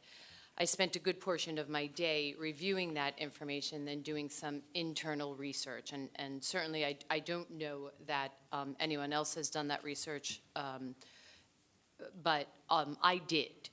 And I just wanted to make a comment because although it raised a lot of questions in my mind, the majority of it was really personal comment and interaction I've found. And since I've joined this administration, I've worked very closely with Donna Russo. I find her to be a stellar individual for the time that I have known her. I've gone to her on many issues for guidance and direction. And I certainly don't think that she takes her duties here in the city lightly, nor do I find her to be an individual who does not dedicate her time. I think that she is here day in and day out for hours on end. If I call her on a Saturday or a Sunday because a resident called me, she calls them. I've never heard her say anything but just give the resident my cell phone number. I know that she works tirelessly on landlord-tenant issues, on issues that we ask for her to research and for guidance on. And so with that being said, and while I did take the communication seriously, this is a recommendation that has come from the mayor. And as I said, in my 3 years of being here on the council, I found no reason why I would not agree with the mayor's recommendation. And so on 03, I wanted the community to know that Ms. Russo, or Attorney Russo, certainly has my backing as the law director. And I've found her to be nothing but professional, very intelligent, and she does her job excellent. I've known her for a real long time, before she was getting to this position of law director. And I would honestly say that she's somebody that I would want to be the law director. I know it comes from the appointment of Mayor Davis, but I would love to say that I was part of the 5 of us appointing her as well. And so with that, I'm very much in favor of her. I was also in receipt of that email. There is a lot of personal things in there that I'd rather not go into, and I'm in agreement with Councilwoman Weimer, and I think Donna would make a great law director. Agreed, absolutely. So on all the officers' reports, including OR3, Mr. Booker. Aye. Mr. Carroll. Aye. Mr. Perez. Aye. Ms. Weimer. Aye. Mr. La Palusa. Aye. Consent resolutions. Homestretch is also a resolution moved by the council as a whole, ordering the following resolutions to be adopted. Covers CR1 through CR40. Any questions on the consent? I would just thank the council. The council president mentioned earlier that I had drafted the letter, and it's written in that way at number 37, but the entire council supported it, supported the sentiments behind it, and I'm very, very grateful and appreciate that we're doing that as a whole. So on the consent resolutions, Mr. Booker. Aye. Mr. Carroll. Aye. Mr. Perez. Aye. Ms. Weimer. Aye. Mr. La Palusa. Aye. Okay. R1 is approving the corrective action plan for the calendar year ending December 31st, 2024. The resolution is moved by the council president. Mr. Perez, will you second? Second. On R1, Mr. Booker. Aye. Mr. Carroll. Aye. Mr. Perez. Aye. Ms. Weimer. Aye. Mr. La Palusa. Aye. R2 is moved by Councilmember Perez, authorizing a change order to agreement number CY 25062 with Zenith Construction for the Hudson River Walkway Project to increase the amount by $41,623.10, making the total contract amount not to exceed $2,378,538.10. Mr. La Palusa, will you second? Second. On the resolution, Mr. Booker. Aye. Mr. Carroll. Aye. Mr. Perez. Aye. Ms. Weimer. Aye. Mr. La Palusa. Aye. R3 is authorizing the execution of a Fifth Amendment redevelopment to the Fifth Amendment of the redevelopment agreement with Bayonne Partners Urban Renewal LLC for the redevelopment of the property identified as Block 830, Lots 1, 2.02, 0.02, 3.01, 3.02, 4.01, 4.02, as shown on the official tax map. The resolution is moved by Councilmember Booker. Ms. Weimer, will you second? Second. On the resolution, Mr. Booker. Aye. Mr. Carroll. Aye. Mr. Perez. Aye. Ms. Weimer. Aye. Mr. La Palusa. Aye. R4 is designating ML Realty Corp. of New Jersey Urban Renewal LLC as the redeveloper of the property located at 626-628 Avenue E, which is identified as Block 405, Lot 31, and authorizing the execution of a redevelopment agreement for said property. The resolution is moved by Councilmember Weimer. Mr. Booker, will you second? Second. On that resolution, Mr. Booker. Aye. Mr. Carroll. Aye. Mr. Perez. Aye. Ms. Weimer. Aye. Mr. La Palusa. Aye.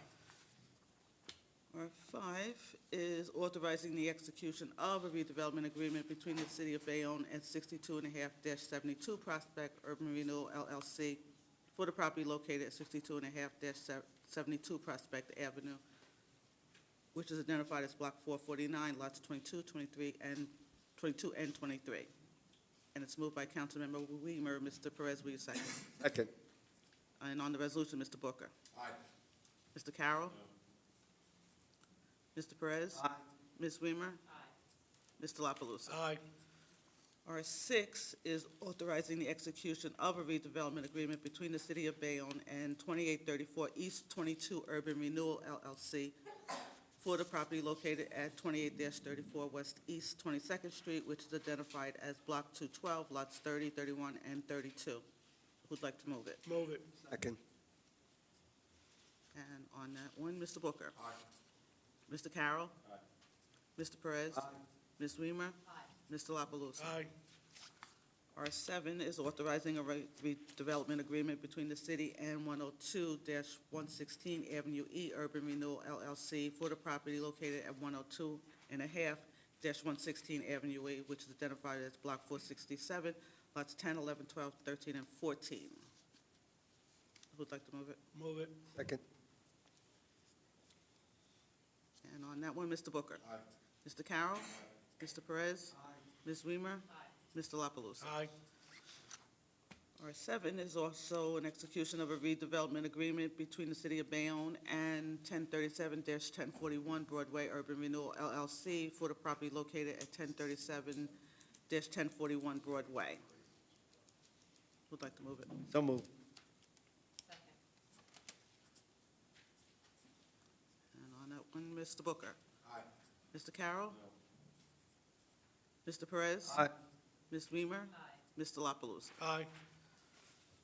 R10 is designating 1201-1203 Kennedy Boulevard and 1205 Kennedy Boulevard, which is identified as Block 32, lots 1301 and 15, as shown on the official tax map of the city as a non-condemnation area in need of redevelopment. It's moved by Council President. Mr. Booker, will you second? Second. On the resolution, Mr. Booker. Aye. Mr. Carroll. Aye. Mr. Perez. Aye. Ms. Weimer. Aye. Mr. La Palusa. Aye. R10 is designating 301 and 300-302 Constitution Avenue, which is identified as Block 803, Lot 1, and 815, Lot 1, as shown on the official tax map of the city as a non-condemnation area in need of redevelopment pursuant to the local redevelopment and housing law. It's moved by Councilmember Perez. Mr. Booker, will you second? Second. On the resolution, Mr. Booker. Aye. Mr. Carroll. Aye. Mr. Perez. Aye. Ms. Weimer. Mr. La Palusa. Aye. R11 is designating the property located at East 23rd Street and identified as Block 452.02, Lot 6, as shown on the official tax map, as a non-condemnation area in need of redevelopment. Would like to move it. Move it. Second. And on the resolution, Mr. Booker. Aye. Mr. Carroll. Aye. Mr. Perez. Aye. Ms. Weimer. Aye. Mr. La Palusa. Aye. R12 is awarding the contract to Picerno Giordano Construction LLC for the improvements to Russell Golding Park for the contract Do that amount. as a whole? You did move it as a whole. Okay, yeah, okay. For contract amount of $4,970,392. And on that R12, Mr. Booker. Aye. Mr. Carroll. Aye. Mr. Perez. Aye. Ms. Weimer. Mr. La Palusa. I'm very happy to finally award this contract. It's a huge project. It's a $5 million grant came through. It's going to change that whole area. It's our gateway, and I'm very happy to see this being awarded, and I vote aye. And R13 is being postponed to the special meeting of December 30th, so I have nothing else. Anybody have any? Anybody else have anything else? Oh, Mr. Booker wants to read something. All right, thank you. Last week, I spoke on the last meeting at the caucus. I mentioned the LEAP program, and I was addressing the fact that obviously there are community needs. There are people that are looking for help from the BEOF, and there is a letter that I drafted.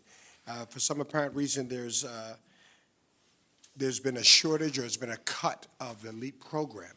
And I just want to address that. I wrote a letter up for the council in regards to the needs that we have in town. I did some statistical data, and looking backwards, we do have a large number of people in town that actually have applied for help. And the one number that stands out to me, between October 1st and December 8th, which is just recently, we've had almost about 600 people that have applied for assistance in electric and heating, and they've been denied.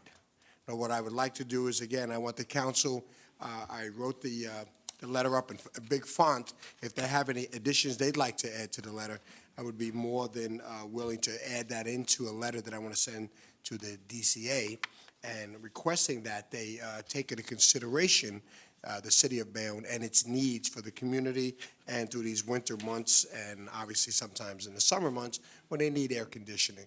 So as a council as a whole, I appreciate you listening to me and allowing me to draft this letter. And if you can go over it, if you have any suggestions, any additions you'd like to put on to this letter, I would appreciate that. And I won't bore anybody with the whole reading of this letter at the moment, but it addresses the fact that we do have a need in town, and actually the total number in most recent is about 1,400 people. So there's a need. we can't sit here and say that we don't have a need in Bayonne. So I thank you for council for allowing me to speak on it. I hope that we get a positive response in regards to this issue for the residents in town, and thank you very much. And I want to thank you for taking the initiative, Councilman Booker. That was a good find as well. Thank you. I also agreed with the president on this, and Mr. Booker, thank you very much. And at I this would time- issue it just as it is. You made 3 excellent claims in here, that the LEAP services provide an essential safety net, a phrase I've often used when talking about workforce and affordable housing in this neighborhood, that we provide a safety net that's rapidly disappearing. The use of the phrase growing demand for assistance, 100%, as well as financial repercussions that would reverberate throughout our local economy. These are all sentiments I find to be 100% true. I'm glad they're in this letter. I think it should go out as is, and we should let the three ghosts visit us in the night and start January 1st, putting things into effect to address it. Just when you do this, do it on your letterhead and leave space Absolutely. for all I of us. just a rough all of us draft. I to want you sign to it. see that, and we all Exactly. sign it, and we send it forward. Thank you very much, council. Madeline, is that it? Yes. So I want to wish everybody that can hear my voice a very Merry Christmas, Happy Hanukkah, Happy Kwanzaa, whatever you celebrate. Just remember to be thankful for everything that we have, because we have quite a lot. And I want to wish everybody a healthy, main ingredient here is healthy, and Happy New Year. See you next year. Well, actually, we'll see you on the 30th of December. Right. Feliz Navidad. Don't leave. I need a motion to adjourn. Hold on. We're not done. Wait, We're not done. wait, guys. We got to adjourn the meeting. Can I have a motion to adjourn? And on the motion to adjourn, Mr. Booker. Mr. Booker. Mr. Carroll. Mr. Perez. Ms. Weimer. Mr. La Palusa. Aye, Happy New Year.